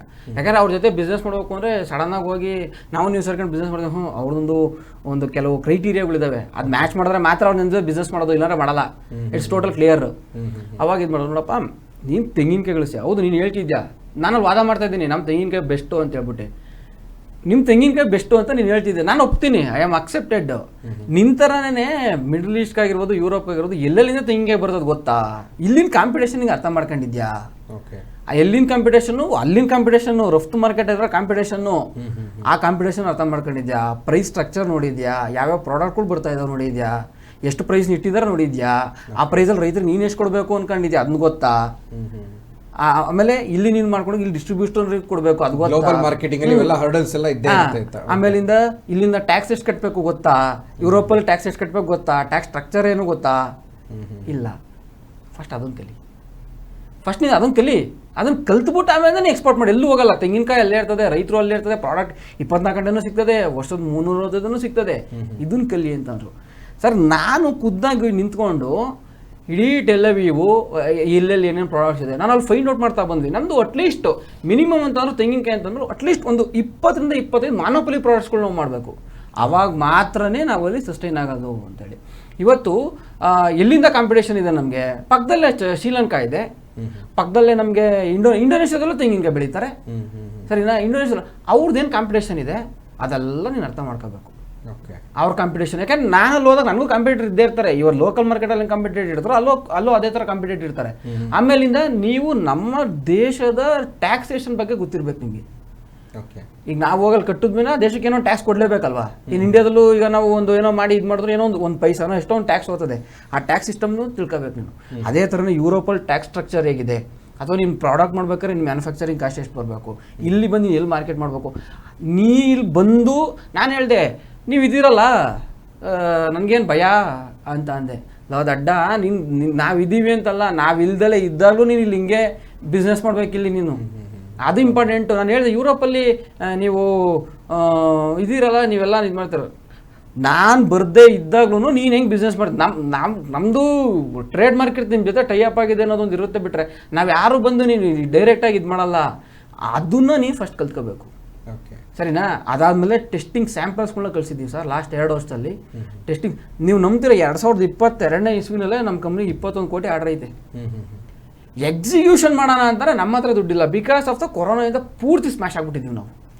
ಅವಾಗ ಏನಾಗೋದು, ಮತ್ತೆ ಕಂಟಿನ್ಯೂಟಿ ಇದಾಗಬಾರ್ದು ಅಂತ ಹೇಳ್ಬಿಟ್ಟು ಮತ್ತೆ ಒಬ್ಬರು ರಾಜಸ್ಥಾನದವ್ರೊಬ್ರಿಗೆ ಗುರ್ತು ಮಾಡಿಬಿಟ್ಟು ಈ ವರ್ಷ ನೀವು ಮಾಡ್ಕೊಳ್ಳಿ, ನೆಕ್ಸ್ಟ್ ಇಯರ್ ನಾನು ಬಿಡಿಸ್ಕೊಂತೀನಿ ಅಂತೇಳಿ ಒಂದು 22-23 ವರ್ಷ ಪೂರ್ತಿ ಅವ್ರು ಮಾಡಿದ್ರು ಅವರು. ಸರಿನಾ? ಅದೆಲ್ಲ ಮಾಡಿದ್ರು. ಆಮೇಲೆ 23ನೇ ಇಸ್ವಿನಲ್ಲಿ ನಾವು ಮತ್ತೆ ಒಂದ್ಸತಿ ಇಸ್ರೇಲ್ ವಿಸಿಟ್ ಮಾಡಿದಾಗಲೂ ಮಾರ್ಕೆಟ್ ಸರ್ವೆ, ನನಗೆ ಯಾರು ಕಾಂಪಿಟೇಟರ್ ಇದ್ದಾರೆ. ಯಾಕೆಂದರೆ ನಾನೊಬ್ಬನಿದ್ರೆ ನಿಂತರ ಎಕ್ಸ್ಪೋರ್ಟ್ ಮಾಡೋರು ಮಲೇಷಿಯಾದಿಂದ ಅಲ್ಲಿಗೆ ಪ್ರಾಡಕ್ಟ್ಸ್ ಬರ್ತಾರೆ. ಓಕೆ, ಈಗ ರೈತರು ಇದನ್ನು ಮಾರ್ಕೆಟ್ ವ್ಯಾಲ್ಯೂಸು ಅಥವಾ ಇಂಟರ್ನ್ಯಾಷನಲ್ ಮಾರ್ಕೆಟಲ್ಲಿ ಯಾವ ರೀತಿ ಟ್ಯಾಕ್ಸೇಷನ್ ಇದೆ, ಸೊ ಅದನ್ನೆಲ್ಲ ತಿಳ್ಕೊಳ್ಳೋದಕ್ಕೆ ಹೋಗಲ್ಲ. ಸೊ ರೈತರಿಗೆ ಏನಂತಂದರೆ, ಈಗ ಕಂಪ್ನಿ, ಈಗ ಫಾರ್ ಎಕ್ಸಾಂಪಲ್ ಈಗ ಒಂದು ಕಂಪ್ನಿಗೆ ನಾವು ನಮ್ಮ ಪ್ರಾಡಕ್ಟನ್ನು ಕೊಡ್ತಾ ಇದ್ದೀವಿ. ಸೊ ನಮಗೇನು ಲಾಭ ಸಿಗುತ್ತೆ? ಸೊ ಯಾರನ್ನು ಕಾಂಟ್ಯಾಕ್ಟ್ ಮಾಡಬೇಕು? ಈಗ ಫಾರ್ ಎಕ್ಸಾಂಪಲ್ ಈಗ ಅಶೋಕ್ ಅವ್ರನ್ನ ಕಾಂಟ್ಯಾಕ್ಟ್ ಮಾಡಬೇಕು ಅಂತಂದರೆ ಏನು ಮಾಡಬೇಕು ಅವರು? ಸೊ ಹೆಂಗೆ ನಿಮ್ಮ ಹತ್ರ ಅವರ ಫಸಲನ್ನು ನಿಮ್ಮ ಹತ್ರ ಏನು ಅದಕ್ಕೆ ಟೆಸ್ಟಿಂಗ್ಸ್ ಏನಾದರೂ ಕೊಡಬೇಕಾ ಹೆಂಗೆ ಅಂತ? ಏನಿಲ್ಲ, ನಮ್ಮಲ್ಲಿ ಏನು ಟೆಸ್ಟಿಂಗ್ಸ್ ಏನಿಲ್ಲ. ಬಿಕಾಸ್ ಇದು ನ್ಯಾಚುರಲ್. ಓಕೆ, ಇದರಲ್ಲಿ ಆರ್ಗ್ಯಾನಿಕ್ ಮಾಡಬೇಕು ಅದೆಲ್ಲ ಏನಿಲ್ಲ. ಫಸ್ಟ್ ಇಲ್ಲಿ ಏನು ಮಾಡಬೇಕು ಅಂದರೆ trust. They how to first ಟ್ರಸ್ಟೇ ಇವತ್ತು ಭಾಳ ದೊಡ್ಡ ಒಂದು ವ್ಯಾಲ್ಯೂ ಇರ್ತಕ್ಕಂಥ ಒಂದು ಹೋಗಿದ್ದು. ಆ ಟ್ರಸ್ಟು ನಮ್ಮ ಫುಡ್ ಪಾರ್ಕ್ ಮೇಲೆ ಬೆಳೆಸ್ಕೋಬೇಕು. ಆಮೇಲೆ ಇನ್ನೊಂದು ಏನಾಗುತ್ತೆ ಅಂತಂದ್ರೆ, ರೈತರಿಗೆ ಅಂತ ಬಂದಾಗ you as a come as a ಫಾರ್ಮರಾಗಿ ಬನ್ನಿ, ಫಾರ್ಮರಾಗಿ ಹೋಗ್ಬೇಕು. ಏನಾಗುತ್ತೆ ಅಂತಂದರೆ, ಈ ನಾನು ಎಷ್ಟೋ ಫ್ಯಾಕ್ಟ್ರಿಗಳ ಮುಂದೆ ಕೂಡ, ಯಾಕಂದರೆ ಅವನಿಗೂ ಅವನದೇ ಆದಂಥ ಒಂದು ಕೆಲವೊಂದೊಂದು ಚಾಲೆಂಜಸ್ಗಳು ಇರ್ತವೆ. ಪ್ರೈಸು ಈಗ ನಮಗೆಲ್ಲ ಏನು ಬೇಕು ಅಂತಂದರೆ, ಈಗ ವಿಜಯ್ ಮಲ್ಯ ನಾನೊಬ್ಬ ಇಂಡಸ್ಟ್ರಿಯಲಿಸ್ಟ್ ಆಗಿ ಏನು ಮಾಡ್ತೀವಿ, ನಮಗೆ ಈಗ ನಾವು ಒಂದು ಆಫರ್ ಕೊಟ್ವಿ ಸರ್, ನಾವು ಹಂಗೂ ನೀವೇನೂ ಮಾಡಬೇಡ್ರಪ್ಪ, ಬಂದು ನೀವು ನಾನು ಫಾಲೋ ಮಾಡಿ ನಮ್ಮ ಜೊತೆಯಲ್ಲಿ ನಿಂತ್ಕೊಂಡ್ಬಿಡ್ರಿ ಸಾಕು, ಮಿಕ್ಕಿದ್ದು ನಾವು ಮಾಡ್ಕೊಂತೀವಿ ಅಂತ. ನೀವೇನು ಮಾಡೋದು ಬೇಕಾಗಿಲ್ಲ, ನಿಮಗೆ ಎಷ್ಟು 12-13 ಸಾವಿರ ರೂಪಾಯಿ ತಾನೆ ಅದು ನಾವು ಕೈಯಿಂದ ಕೊಟ್ಬಿಡ್ತೀವಿ. ಸರಿ, ಬಟ್ ನಮಗೆ ಒಂದಷ್ಟು ಬೆನಿಫಿಟ್ಸ್ ಬೇಕಲ್ವಾ ಸರ್ಕಾರದಿಂದ. ಎಕ್ಸ್ಪೋರ್ಟ್ಗೆ ಹೋಗಿದ್ವಿ ಅಂತಂದರೆ, ನಾನು ಅಲ್ಲಿ ಹೋಗಿ ಅಶೋಕ ಆಗಿ ನಾನು ಅಲ್ಲಿ ಎಕ್ಸ್ಪೋರ್ಟ್ ಮಾಡಲ್ಲ, ಅಶೋಕ ಇಂಡಿಯಾದಿಂದ ಹೋಗಿದ್ದೇನೆ ಅಂತ ದೇಶದ ಮರ್ಯಾದೆನೂ ಕೂಡ ಅಲ್ಲಿ ಇರ್ತದೆ ಸರ್. ಅದನ್ನು ಕೂಡ ಕನ್ಸಿಡರೇಷನ್ ಮಾಡಬೇಕು. ನಾವೆಲ್ಲ ಆ್ಯಂಗಲಲ್ಲೂ ಥಿಂಕ್ ಮಾಡಬೇಕು. ನಮಗೆ ರೇಟ್ ಆಫ್ ಇಂಟ್ರೆಸ್ಟ್, ಈಗ ವಿಜಯ್ ಮಲ್ಯಂಗ್ ಆಗಿರ್ಬೋದು ಕೋಟ್ಯಾಂತರ ರೂಪಾಯಿ ದುಡ್ಡು ಕೊಡ್ತಾರೆ, ನಮಗೆ ಲಿಕ್ವಿಡಿಟಿ ಬೇಕು. ಲಿಕ್ವಿಡಿಟಿ ಎಲ್ಲಿದೆ? ಇವತ್ತು ಬ್ಯಾಂಕಲ್ಲಿದೆ. ನಾನು ಸರ್ಕಾರ ಅದನ್ನೇ ಕೇಳ್ತಾ ಇರೋದು. ನಾವು ಇಂಡಸ್ಟ್ರಿ ಮಾಡೋ ಕೊಟ್ಟಿದ್ದೀವಿ, ನೀವು ನಮಗೆ ಈ ಒಂದು 8% 9% ನೀವು ರೇಟ್ ಆಫ್ ಇಂಟ್ರೆಸ್ಟಲ್ಲಿ ನೀವು ಸಾಲಗಳನ್ನ ಕೊಡಿ. ಅವಾಗ ನಾವು ರೈತರಿಗೂ ಇಲ್ಲಿ ಏನಾಗುತ್ತೆ ಅಂದರೆ, ಎಕ್ಸ್ಪೋರ್ಟ್ಗಳು ಬಂದಾಗ ಏನಾಗುತ್ತೆ ಅಂದರೆ, ರೈತನೂ ಬದುಕಬೇಕು, ನಾನು ಬದುಕಬೇಕು, ಸರ್ಕಾರನೂ ಬದುಕಬೇಕು. ಸರ್ಕಾರಕ್ಕೂ ಎಕ್ಸ್ಪೋರ್ಟ್ ಆದಾಗ್ತಾನೆ ಒಂದು ದೇಶದ ಎಕಾನಮಿ ಇರೋದು 2 ಫ್ಯಾಕ್ಟರ್ ಮೇಲೆ. ಒಂದು, ಈ ದೇಶದಿಂದ ಎಷ್ಟು ಎಕ್ಸ್ಪೋರ್ಟ್ ಆಯಿತು, ಆ ಕಡೆಯಿಂದ ಎಷ್ಟು ಜನ ಈ ದೇಶಕ್ಕೆ ವಿಸಿಟರ್ಸ್ಗಳು ಬಂದು, ಈ ಎರಡೇ ಫ್ಯಾಕ್ಟ್ರು ಇಡೀ ಒಂದು ದೇಶದ ಎಕಾನಮಿನ ಡಿಸೈಡ್ ಮಾಡೋದು. 5,000 ಕೋಟಿ 6,000 ಕೋಟಿ ಬರೀ ಇದರಿಂದ ತೆಗಿತಾರೆ ಅವ್ರ ರೆವಿನ್ಯೂನ. ಅಂದರೆ ಇಸ್ರೇಲಲ್ಲಿ ಬರೀ ಏನಿಲ್ಲ ಸರ್, ಒಂದು ತೀರಾ ಐತೆ, ನಮ್ಮಲ್ಲೂ ಆ ತೀರಾ ಐತೆ. ಬಟ್ ಅಲ್ಲಿನ ಫೆಸಿಲಿಟೀಸ್ಗೂ ನಮ್ಮಲ್ಲಿರೋ ಫೆಸಿಲಿಟೀಸ್ಗೂ, ನಾನು ಬರೀ ಒಂದು ಇಸ್ರೇಲ್ ಅಂತ ಹೇಳ್ತಾರೆ ಇಷ್ಟು, ದುಬೈ ಆಗಿರ್ಬೋದು ಅಥವಾ ಸೌದಿ ಅರೇಬಿಯಾ ಆಗಿರ್ಬೋದು, ಇದೆಲ್ಲ ಮಿಡ್ಲ್ ಈಸ್ಟ್. ಬಟ್ ನೀವು ಬೇರೆ ಮಿಡ್ಲ್ ಈಸ್ಟ್ ನೋಡ್ಕೊಂಬಂದ್ರು ಅಂತಂದ್ರೆ ಬೇರೆ ಕಡೆ ನಾವು ವರ್ಕೌಟ್ ಆಗಲ್ಲ. ಇಸ್ರೇಲ್ ಎಕ್ಸಾಂಪಲ್ ಕೊಟ್ಟರಲ್ಲ, ನನ್ನ ಕುತೂಹಲ ಕೇಳಬೇಕು ಅಂತ ಅನ್ಕೊಳ್ಳೋದು. ಈಗಾಗಲೇ 1 ವರ್ಷದಿಂದ ಗಲಭೆ ಪೀಡಿತ, ಯುದ್ಧ ಪೀಡಿತ ಆಗಿರುವಂಥದ್ದು ಇಸ್ರೇಲ್ 1-2 ವರ್ಷಗಳಿಂದ. ಸೊ ಈಗ ಹೆಂಗೆ ಅಲ್ಲಿ ಚಾರ್ಜ್ ಅಪ್ ಆಗಿದೆ? ಈಗ ಚಾರ್ಜ್ ಅಪ್ ಆಗಿದೆ. ಎಷ್ಟು ಅವರು ಏನು ಹಮಾಸ್ ಬಂದು ಟೆರರಿಸ್ಟ್ ಹಾಕಿ ಇದು ಮಾಡಿದ್ರು. ನಾವು ಇಸ್ರೇಲ್ ಜೊತೆ ಟೈ ಅಪ್ ಆಗಿರೋದು ಇಸ್ರೇಲಲ್ಲಿ ಸೇಲ್ ಮಾಡೋಕ್ಕಲ್ಲ ಸರ್, ನಮ್ಮ ಟಾರ್ಗೆಟ್ ಇರೋದು Europe. Israel is a base. ಅಂದರೆ ನಮಗೆ ಹೆಲ್ಪಿಂಗಿಗೆ ನಿಂತ್ಕೊಂತಾರೆ ಅವ್ರು ಅಷ್ಟೇನೆ, ಇಷ್ಟು ಪರ್ಸೆಂಟೇಜ್ ಕೊಟ್ಬಿಡಿ ಅಂತೇಳಿ. ಬಟ್ ಅವ್ರ ಜೊತೆ ನೀವು ವ್ಯವಹಾರ ಮಾಡಬೇಕು ಅಂತಂದರೆ ಫಸ್ಟ್, ಯಾಕೆಂದರೆ ನಮ್ಮ ಕ್ಲೈಂಟ್ಸ್ ಎಲ್ಲ ಬರೀ ಅವರೇನೆ, ಎಲ್ಲ ಜೂ ಕಮ್ಯುನಿಟಿಗೆ ಸಂಬಂಧಪಟ್ಟವ್ರೆ ನಮ್ದೆಲ್ಲ ಕ್ಲೈಂಟ್ಸು. ಸೊ ನಮಗೆ ಬಿಲ್ಲಿಂಗು ಅಲ್ಲಿ ಯಾವುದೇ ಥರ ಮೋಸ ಇಲ್ಲ. ಸೊ ಅಲ್ಲಿ ನಮ್ಮ ಕ್ಲಿಯರ್, ನಮ್ಮ ಕಾಂಪಿಟೇಷನ್ ಏನಿದೆ, ನಾನು ಏನು ಕೊಡಬೇಕು, ಯಾವ ಪ್ರಾಡಕ್ಟ್ ಕೊಡಬೇಕು, ಯಾವ ಪ್ರಾಡಕ್ಟ್ನ ಡಿಫೈನ್ ಮಾಡಬೇಕು. ಯಾಕೆಂದರೆ ರೈತರಿಗೆ 10 ರೂಪಾಯಿ 12 ರೂಪಾಯಿ ವ್ಯಾಲ್ಯೂ, ನಮ್ಮಲ್ಲಿ ಏನಾಗ್ತಾರೆ ಫಿಕ್ಸೇಷನ್ ವ್ಯಾಲ್ಯೂ ಫಿಕ್ಸ್ ಮಾಡ್ತೀವಿ ನಾವು. ಸರ್ಕಾರದವ ಈಗ ನಾವೊಂದು 10,000 12,000 ಎಷ್ಟೋ ಕೊಟ್ವಿ ಅಂತಂದ್ರು, ಸರ್ಕಾರದ 1,500 ನೀವು ತಗೊಳ್ಳಿ, ನಮ್ಗೆ ಬೇಡ ಅದು. ನೀವು ಕಂಪ್ನಿಗೆ, ನಿಮಗೆ ಸರ್ಕಾರ 1,500 ರೈತರಿಗೆ ಕೊಡ್ತಾ ಇರೋದು, ನನಗೆ ಅಂತ ಬೆನಿಫಿಟ್ ಇದೆ. ಸರಿ, ಆ ಬೆನಿಫಿಟ್ ನಾನು ಕೇಳೋಕೆ ಬಂದಾಗ ನೀವು ನಮ್ಮ ಜೊತೆ ನಿಂತ್ಕೋಬೇಕು. ನೋಡಪ್ಪ, ನಾವು ಯಾಕೆಂದರೆ ಈಗ ನಾನು ಬಂದಿರೋದು ನಿಮ್ಮ ಪ್ರಾಬ್ಲಮ್ನ ಸಾಲ್ವ್ ಮಾಡೋಕ್ಕೆ. ಸರಿನಾ? ನಂದು ಒಂದಷ್ಟು ಸಣ್ಣ ಪುಟ್ಟ ಪ್ರಾಬ್ಲಮ್ಸ್ಗಳಿದ್ದಾವೆ, ನೀವು ನನಗೆ ಹೆಲ್ಪ್ ಮಾಡ್ಬೇಕು ತಾನೆ. ನಾನು ಹೆಂಗೆ ನಿಮಗೆ ಸರ್ವಿಸ್ ಕೊಡ್ತೀನಿ ಅದೇ ಥರ ನಿಮ್ಮಿಂದ ಅಷ್ಟೊಂದು ಅದನ್ನೇ ಎಕ್ಸ್ಪೆಕ್ಟ್ ಮಾಡ್ತೀನಿ. ಇದೊಂಥರ ಹೆಂಗೆ ಅಂತಂದರೆ ಕೋರ್ಡಿನೇಷನಲ್ಲಿ ಹೋದ್ರೆ ಮಾತ್ರ ಈ ಪ್ರಾಬ್ಲಮ್ನ ಸಾಲ್ವ್ ಮಾಡ್ಬೋದು. ಯಾಕೆ ಅಂತಂದರೆ 62,000 ಮೆಟ್ರಿಕ್ ಟನ್ನು ಸರ್ಕಾರ ಖರೀದಿ ಮಾಡಬೇಕು ಅಂತ ಹೇಳ್ತಿರೋದು. ಯುರೋಪ್ ಒಂದಕ್ಕೇನೆ 25,000 ಮೆಟ್ರಿಕ್ ಟನ್ ಬೇಕು ನಮಗೆ. ಯುರೋಪ್ ಒಂದಕ್ಕೇನೆ 25,000 ಲ್ಯಾಕ್ ಮೆಟ್ರಿಕ್ ಟನ್ ಅಷ್ಟು ರಾ ಮೆಟೀರಿಯಲ್ ಸಪ್ಲೈ ಮಾಡಬೇಕು. 62 ಕೋಟಿ ಜನಸಂಖ್ಯೆ ಇದೆ ಇವತ್ತಲ್ಲಿ, ಸರಿನಾ? ಅದರಲ್ಲಿ ಮೇಜರ್ ರೋಲು ಪ್ಲೇ ಮಾಡ್ತಾ ಇರೋದು ತೆಂಗಿನಕಾಯಿ sir. Coconut is playing the major role. ಅದು ನಮ್ದು ಆಗ್ಬಿಡ್ತು ಅಂತಂದರೆ ವಿ ವಿಲ್ ಗೆಟ್ ಆಬ್ವಿಯಸ್ಲಿ ನಾನು ಬೆನಿಫಿಟಲ್ಲಿ ಇದ್ದೇ ಇರ್ತೀನಿ, ದರ್ ಇಸ್ ನೋ ಡೌಟು. ನಂದು ಕೆಲವೊಂದೊಂದು ನನಗೂ ಕೂಡ ಬೆನಿಫಿಟ್ಸ್ಗಳು ಸರ್ಕಾರ ಕೊಡ್ಬೇಕಾರೆ ನಾನು ಕೂಡ ನೀವು ನಂಬ್ತಿರೋ ಬಿಡ್ತಿರೋ ನನಗೆ ಹರ್ಡಲ್ಸ್ಗಳು ಎಷ್ಟೋ ಬಂದ್ಬಿಡ್ತು ಸರ್. ಎಷ್ಟೋ ಸತಿ ರೈತರುಗಳು ಹೇಳೋಕೆ ಹೋದಾಗ ನೀವು ಬರೀ ಸುಳ್ಳು ಹೇಳ್ತೀರಾ ಹಂಗೆ ಅಪ್ಪ ನಂದೊಂದೇ ಅಂತಲ್ಲ, ನನಗೆ ಎಷ್ಟು ಎಕ್ಸ್ಪೋರ್ಟಲ್ಲಿ ಅಡ್ಡ ಇತ್ತು ಅಂತಂದರೆ ಜನಸ್ಪಂದನ ಪ್ರೋಗ್ರಾಮಲ್ಲಿ ಕ್ಯೂನಲ್ಲಿ ನಿಂತು ನಾನು ಅವ್ರಿಗೆ ಹೇಳಿ ಸರ್ ಈ ಥರ ಸಮಸ್ಯೆ ಇದೆ ನಂದೆಲ್ಲ ನಿಂತು ಕ್ಯೂನಲ್ಲಿ ನಿಂತು ತಿಂಗಳು ಅಷ್ಟೇ ನಾನು ಪ್ರಾಬ್ಲಮ್ ಸಾಲ್ವ್ ಮಾಡಿದ್ದು. ಇವಾಗ ಅಷ್ಟೆಲ್ಲ ಪೇಷನ್ಸ್ ಇಟ್ಕೊಂಡು ನಾನು ಕೆಲಸ ಮಾಡ್ತಿದ್ದೀನಿ ಸರಿ. ಅಷ್ಟೆಲ್ಲ ಪೇಷನ್ಸ್ ಇರೋದು ಯಾಕೆ ಅಂತಂದರೆ week promote as an industrialist ಆಗಬೇಕು ಅಂತ. ಸೊ ಅದಕ್ಕೆ ನಾವೇನು ಹೇಳ್ತೀವಿ, ರೈತರುಗಳು ಬರಬೇಕಾದ್ರೆ ನೀವು ಬರ್ಬೇಕಾದ್ರೆ ಕೂತ್ಕೊಂಡು ಬಂದು ಫಸ್ಟ್ ಡಿಸ್ಕಷನ್ ಮಾಡಿ, ನಮ್ಮ ಪ್ಲ್ಯಾನ್ಸ್ ಏನಿದೆ, ನಾವು ಏನು ಎಕ್ಸಿಕ್ಯೂಷನ್ ಮಾಡೋಕೆ ಕೊಟ್ಟಿದ್ದೀವಿ, ಆಮೇಲೆ ನಮ್ಮ ಯಾವ ಪ್ಲ್ಯಾನ್ಸ್ಗಳು 1 ವರ್ಷದಲ್ಲಿ ಎಕ್ಸಿಕ್ಯೂಷನ್ ಅಲ್ಲ, ನಮ್ಮ ನೆಕ್ಸ್ಟ್ 10 ವರ್ಷ ಏನಿರ್ತದೆ, 5 ವರ್ಷ ಏನಿರ್ತದೆ, 15 ವರ್ಷ ಏನಿರ್ತದೆ, ಆ ಲೆವೆಲಿಗೆ ಥಿಂಕ್ ಮಾಡೋವಂಥವ್ರು ನಾವೆಲ್ಲ. ಸೊ ಅದ್ರಾಗ ಏನಾಗುತ್ತೆ, ನಮ್ಮ ಜೊತೆ ಬಿಸ್ನೆಸ್ ಮಾಡಬೇಕು ಅಂದರೆ ಮಿನಿಮಮ್ 15 ವರ್ಷ ನೀವು ನಮ್ಮ ಜೊತೆಲಿ ಇರಬೇಕು.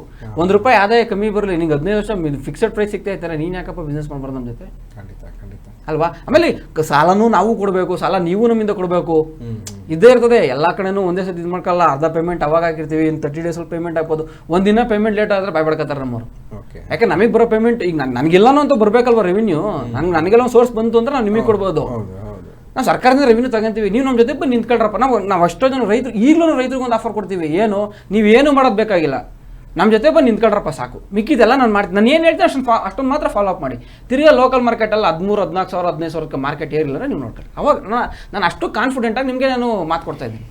ನೀವು ಬಂದು ನಮ್ಮ ಜೊತೆ ನಿಂತ್ಕೊಳ್ಳಿ ಸಾಕು, ಏನು ಮಾಡೋದು ಬೇಡ, ನಾನು ಏನು ಹೇಳ್ತೀನಿ ಅಷ್ಟೊಂದು ಮಾತ್ರ ಫಾಲೋ ಅಪ್ ಮಾಡಿ, ಇನ್ನೇನು ಬೇಡ. ಅಷ್ಟೊಂದು ಮಾಡಿಬಿಟ್ರು ಲೋಕಲ್ ಮಾರ್ಕೆಟಲ್ಲಿ 14,000 ರೈತರಿಂದ ಅರ್ನಿಂಗ್ ಆಯಿತು ಅಂತ ನೀವು ಪ್ರತಿಭಟನೆ ಮಾಡೋದು ಬೇಡ, ನೀವು ಸರ್ಕಾರಕ್ಕೆ ಹೋಗ್ಬಿಟ್ಟು ಅಪೀಲ್ ಕೊಡೋದು ಏನೂ ಮಾಡೋದು ಬೇಡ, ಎಲ್ಲ ಮಾಡಿ ಇಟ್ಕೊಂಬಿಟ್ಟಿದ್ದೀವಿ ನಮ್ಮ ಕಂಪ್ನಿ ಒಳಗೆ, ಯಾವತ್ತು ಎಲ್ಲ ರೆಡಿ ಇದೆ ನಮ್ಮಲ್ಲಿ. ನೀವು ಬಟ್ ಇಲ್ಲಿ ನನಗೆ ಈಗ 1+2+3 = 6, 3+2+1 = 6. 6 ಅಂದರೆ ಸಕ್ಸಸ್ ಅಂತಲೇ ಅರ್ಥ. ಹಿಂದೇನ ಮಾಡೋಣ ಮುಂದೇನ ಮಾಡೋಣ ಅದು ನಮ್ಮ ಕೆಲಸ. ಆನ್ಸರ್ ಏನು, ಸಕ್ಸಸ್ ಕಾಣಬೇಕು ಅಷ್ಟೇ. ನೀವೇನು ಮಾಡೋದು, ಪ್ರತಿಭಟನೆ ಮಾಡೋದು ಬೇಕಿಲ್ಲ, ಅಲ್ಲಿ ಹೋಗ್ಬಿಟ್ಟು ಇದು ಮಾಡೋದು ಬೇಕಿಲ್ಲ. ಆಮೇಲೆ ಲಿಮಿಟ್ ಹಾಕಿದ್ದಾರೆ ನಫೆಡಲ್ಲಿ, but we don't have put any limits. But ಒಂದನ್ನು ಮಾತ್ರ ನಮ್ಮಲ್ಲಿ ಅಪ್ಪರ್ ಲಿಮಿಟ್ ಇದೆ. ನಮ್ಮಲ್ಲಿ ಏನಂದ್ರೆ ನಾನು ಡೈರೆಕ್ಟ್ ರೈತಿಂದನೇ ಖರೀದಿ ಮಾಡ್ತೀನಿ, ಮಿಡ್ಲ್ ಮ್ಯಾನಿಗೆ ನಮ್ಮಲ್ಲಿ ಅವಕಾಶ ಇಲ್ಲ. ಇಲ್ಲಿ ನಮ್ಮಲ್ಲಿ ಕೈ ಬದಲಾವಣೆಗಳೇನಿಲ್ಲ, ರೈತಿಂದ ಖರೀದಿ ಮಾಡ್ತೀವಿ, ನಾವು ಮ್ಯಾನುಫ್ಯಾಕ್ಚರಿಂಗ್ ಮಾಡ್ತೀವಿ, ಎಂಡ್ ಯೂಸರ್ಗೆ ಸೇಲ್ ಮಾಡ್ಬಿಡ್ತೀವಿ. ಕೈ ಬದಲಾವಣೆ ಬಂದಾಗಲೂ ಲಾಭಾಂಶವನ್ನು ಹಿಡ್ಕೊಂತಾನೆ. ನಮ್ಮಲ್ಲಿ ಆ ಥರದ್ದೇನಿಲ್ಲ, ವಿ ಆರ್ ಪುಟ್ಟಿಂಗ್ ಓನ್ಲಿ 3% ಅಷ್ಟೇ ಮಾರ್ಜಿನ್ನು. ಅದ್ರ ಮೇಲೆ ನಮಗೇನು ರೆವಿನ್ಯೂನು ಬೇಕಾಗಿಲ್ಲ. ನಮ್ಮ ಕಂಪ್ನಿಲಿ ವರ್ಕ್ ಮಾಡ್ತಿರೋದು ಒಂದು 2-3 ಜನ ಅಷ್ಟೇನೆ. ಅವ್ರಿಗೆ ಸಂಬಳ, ಅವ್ರಿಗೆ ಇದನ್ನು ನೋಡ್ಕೊಂಡ್ರೆ ಮುಗ್ದೋಯ್ತು, ಪ್ರಾಬ್ಲಮ್ ಸಾಲ್ವ್. 75% ರೈತರಿಗೆ ಪೇಮೆಂಟ್ ಹೋಗುತ್ತೆ ಸರ್. ₹100 ನಮ್ದು ಅರ್ನಿಂಗ್ ಮಾಡಿದ್ರೆ 75% ಹೊಟ್ಟೋಗುತ್ತೆ ನಮ್ಮ ಕಂಪ್ನಿನಲ್ಲಿ. ಇನ್ನು 25% ಟ್ಯಾಕ್ಸು, ನಮ್ಮದು ಸಂಬಳಗಳು, ಆಮೇಲೆ ಅಲ್ಲಿ ಕಟ್ಟೋ ಟ್ಯಾಕ್ಸು, ಅದೆಲ್ಲ ಸೇರಿ 25% ಇದೆ. ಇನ್ನೇನು ಮ್ಯಾಕ್ಸಿಮಮ್ ಇನ್ನೇನು ಕೊಡ್ಬೇಕು ನಾವು ರೈತರುಗಳಿಗೆ ಒಬ್ಬ ಇಂಡಸ್ಟ್ರಿಯಲಿಸ್ಟ್ ಆಗಿ? 70 to 75% ನಿಮಗೆ ಕೊಡ್ತಾ ಇದೀವಿ. ₹10 ಬರೋ ರೆವಿನ್ಯೂ ₹700 ರೈತರಿಗೆ ಕೊಡ್ತಿದ್ದೀವಿ ಅಂತಂದರೆ ನಾವೆಲ್ಲ ರೈತರಿಗೆ ಅನ್ಯಾಯ ಮಾಡ್ತೀವಿ. ಇವತ್ತು ನಾನು ಹೇಳ್ತೀವಿ, ನಮ್ಮ ಫುಡ್ ಪಾರ್ಕಿಂದ ಅಥವಾ ನಮ್ಮ ಹಾಸನ ಮೆಗಾ ಫುಡ್ ಪಾರ್ಕಿಂದ ರೈತರಿಗೆ ಯಾವುದೇ ಕಾರಣಕ್ಕೂ ಅನ್ಯಾಯ ಆಗಲ್ಲ. ಅನ್ಯಾಯ ಆಗಿದೆ ಅಂತ ನಿಮ್ಗೆ ಅನಿಸಿದ್ದೇ ಆಯಿತು ಅಂತಾರೆ, ಡೈರೆಕ್ಟಾಗಿ ಕೂತ್ ಮಾತಾಡಿ. ಪ್ರತಿಭಟನೆ ಮಾಡೋದ್ರಿಂದ ಏನೋ ಪ್ರಯೋಜನ ಇಲ್ಲ, ಕೂತ್ ಮಾತಾಡಿ. ಫ್ಲೈರ್ ಬಡ್ದಾಡಿ, ನಾನು ಬೇಡನಲ್ಲ, ಇದು ನಿಮ್ಮ ಕಂಪ್ನಿ, ಬಡ್ದಾಡಿ, ನಾವು ಬೇಡನಲ್ಲ. ನಿಮ್ಗೆ ನಷ್ಟ ಆಗ್ತಿದ್ರೆ ನಮ್ಮನ್ನು ಕೇಳಿ, ನಾವು ಕೊಡ್ತೀವಿ. ಬಟ್ ಒಂದೇನು ಅಂತಾರೆ, ಕೋಆಪರೇಷನ್ ಚೆನ್ನಾಗಿರ್ಬೇಕು. ಇವತ್ತು ನಾನು ಹೆಂಗೆ ತಮಿಳ್ನಾಡಲ್ಲಿ ಕೋಆಪರೇಷನ್ ಕೂಡ ಆ ಥರ ಕೋಆಪರೇಷನ್ ಇಲ್ಲಿಗೆ ಬಂತು ಅಂತಾರೆ. ರೈತರು ಏನಿವತ್ತು ಪ್ರತಿಭಟನೆಗಳು ಆಟೋಮೆಟಿಕ್ಕಾಗಿ ಸಾಲ್ವ್ ಆಗುತ್ತೆ ಸರ್. ಅದೊಂದು ಮಾತ್ರ ಹೇಳೋಕ್ಕೆ ಇಷ್ಟಪಡ್ತೀನಿ. ರೈಟ್. ಕೊನೆಯದಾಗಿ ಮಹಾದೇವ್ ಅವರೇ, ಯಾಕಂದರೆ ಸಾಕಷ್ಟು ವಿಚಾರ ತಿಳ್ಕೊಂಡ್ರಿ ನೀವು ನೋಡಿ, ಯಾವ್ಯಾವ ರೀತಿ ಬದಲಾವಣೆಗಳಾಗಬೇಕಾಗುತ್ತೆ ರೈತರು ಅಂತ. ಏನು ಅನ್ನಿಸ್ತು ಅಶೋಕ್ ಅವ್ರು ಹೇಳಿದೆಲ್ಲ ಕೇಳಿದ್ಮೇಲೆ ಏನು ಅನ್ನಿಸ್ತೀರಿ? ಅವ್ರು ಹೇಳ್ತಾ ಇರೋದು ಕೇಳಿದ್ರೆ ನಾವು ಇಷ್ಟೊಂದು ಹಿಂದುಳಿದಿದ್ದೀವಲ್ಲ, ನಮ್ಗೆ ಇವೆಲ್ಲ ತಿಳುವಳಿಕೆನೇ ಇಲ್ಲ ನಮಗೆ. ಈ ಥರ ಎಲ್ಲ ಇಲ್ಲಿ ಯಾರೋ ಬರ್ತಾರೆ ಕೊಡ್ತೀವಿ ಅಷ್ಟೇ ಗೊತ್ತಿರೋದು ನಮಗೆ. ಇಷ್ಟೊಂದೆಲ್ಲ ಈ ಥರ ಎಲ್ಲ ಐತಾ ಹೊರಗಡೆ, ಈ ಥರ ಇದ್ರೂ ಸರ್ಕಾರ ಯಾತಕ್ಕೋಸ್ಕರ ಗಮನ ಹರಿಸೋದಿಲ್ಲ ಇಂಥದ್ಕೆಲ್ಲ, ಯಾವ್ಯಾವುದೋ ಬೇಡದೇ ಇರೋದಕ್ಕೆಲ್ಲ ಮಾಡ್ತಾರೆ ಅಂತ ಅನ್ನಿಸ್ತದೆ ನಮಗೆ. ಓಕೆ, ನಿಮ್ಮಂತೆ ಇರುವಂತಹ ಬೇರೆ ನಿಮ್ಮ ರೈತ ಗೆಳೆಯರಿಗೆ ಏನು ಹೇಳ್ತೀರಿ ನಮ್ಮ ವಾಹಿನಿ ಮುಖಾಂತರ? ಎಲ್ಲರೂ ತಿಳ್ಕೊಂಡು ಈ ಥರ ಐತೆ ಅನ್ನೋದು ಕಂಡಾಗ ಇಂಥವ್ರನ್ನ ನಾವು ಮೀಟ್ ಮಾಡಬೇಕು. ಈ ಥರಗೆ ಇಂಥವ್ರಿಗೆ ಕೊಟ್ಟರೆ ನಮಗೂ ಲಾಭ ಇರ್ತದೆ, ಅದನ್ನು ತಿಳ್ಕೊಳ್ಳಿ ಅಂತ ಹೇಳ್ತೀನಿ ಎಲ್ಲರಿಗೂ. ಓಕೆ ಓಕೆ, ಥ್ಯಾಂಕ್ ಯು ನಮ್ಮ ಜೊತೆ ಮಾತನಾಡಿದ್ದಕ್ಕೆ. ಥ್ಯಾಂಕ್ ಯು ಅಶೋಕ್, ಸಾಕಷ್ಟು ವಿಚಾರ ತಿಳಿಸ್ಕೊಟ್ರಿ. ಸೊ ಮುಂದಿನ ದಿನಗಳಲ್ಲೂ ಕೂಡ ಸಾಕಷ್ಟು ಬೇರೆ ಬೇರೆ ಆಯಾಮಗಳ ವಿಚಾರಗಳನ್ನು ರೈತರಿಗೆ ತಿಳಿಸ್ಕೊಡುವಂಥ ಪ್ರಯತ್ನವನ್ನು ಮಾಡೋಣ. ಥ್ಯಾಂಕ್ ಯು ಕಾರ್ಯಕ್ರಮಕ್ಕೆ ಬಂದಿದ್ದಕ್ಕೆ. ಎಸ್ ವೀಕ್ಷಕರೇ, ನೋಡಿದ್ರಲ್ಲ ನಮ್ಮ ಅನ್ನದಾತ ಕಾರ್ಯಕ್ರಮದಲ್ಲಿ ಇವತ್ತು ನಾವು ತೆಂಗು ಬೆಳೆಗಾರರು, ಎಸ್ಪೆಷಲಿ ತುಮಕೂರು ಮತ್ತು ಹಾಸನ ಜಿಲ್ಲೆಗಳ ಅನೇಕ ತೆಂಗು ಬೆಳೆಯುವಂತಹ ರೈತರಿಗೆ ಉಪಯೋಗ ಆಗುವಂತಹ ಅನೇಕ ವಿಚಾರಗಳನ್ನು ಹೇಳಿದ್ರು. ರೈತ ಕೇವಲ ರೈತನಾಗಿಯೇ ಇರಬಾರ್ದು, ರೈತೋದ್ಯಮಿ ಆಗಬೇಕು ಅನ್ನುವಂಥದ್ದು. ಸೊ ಮೊದಲನೇದು ಅವ್ರು ಹೇಳಿದಂಥದ್ದು ಟ್ರಸ್ಟ್, ಅಂದರೆ ನಂಬಿಕೆ. ನಮ್ಮ ಜೊತೆ ಆ ಒಂದು ನಂಬಿಕೆ ವಿಶ್ವಾಸವನ್ನು ಬೆಳೆಸ್ಕೊಳ್ಳಿ, ಖಂಡಿತವಾಗಿಯೂ ನಿಮಗೆ ಅದರ ಲಾಭಾಂಶವನ್ನು ನೀವು ಕಾಣ್ತೀರಿ ಅಂತ. ಸೊ ನಿಮಗೆ ಹೆಚ್ಚಿನ ಮಾಹಿತಿ ಬೇಕಾಗಿದ್ದರೆ ಇನ್ನೂ ಕೂಡ ನೀವು ಸ್ಕ್ರೀನ್ ಮೇಲೆ ಕಾಣ್ತಾ ಇರೋಂಥ ಈ ಒಂದು ನಂಬರ್ ಏನಿದೆ, ಅಶೋಕ್ ಅನ್ನುವಂಥ ನಂಬರು, ಸೊ ಆ ನಂಬರ್ಗೆ ನೀವು ಕರೆ ಮಾಡಿ, ಸೊ ಅವ್ರ ಜೊತೆ ಅಪಾಯಿಂಟ್ಮೆಂಟ್ ತೆಗೆದುಕೊಳ್ಳಿ. ನೀವು ಅವ್ರ ಜೊತೆ ನೇರವಾಗಿ ಖುದ್ದಾಗಿ 1-to-1 ಮಾತನಾಡಿ, ನಿಮಗೆ ಏನು ಸಮಸ್ಯೆಗಳಿದ್ದಾವೆ ಅಥವಾ ಏನು ಪ್ರಶ್ನೆಗಳಿದ್ದಾವೆ ಅದಕ್ಕೆ ಅವ್ರ ಜೊತೆ ಪರಿಹಾರವನ್ನು ತೆಗೆದುಕೊಳ್ಬಹುದು ಅಂತ ಹೇಳ್ತಾ ಈ ಒಂದು ವಿಶೇಷ ನಮ್ಮ ಅನ್ನದಾತ ಕಾರ್ಯಕ್ರಮವನ್ನು ಇಲ್ಲಿಗೆ ಮುಗಿಸ್ತಾ ಇದ್ದೀನಿ. ನೋಡ್ತಾ ಇರಿ ನಮ್ಮ ಕರ್ನಾಟಕ ಟಿವಿ, ಇದು ಕನ್ನಡಿಗರ ಭರವಸೆ.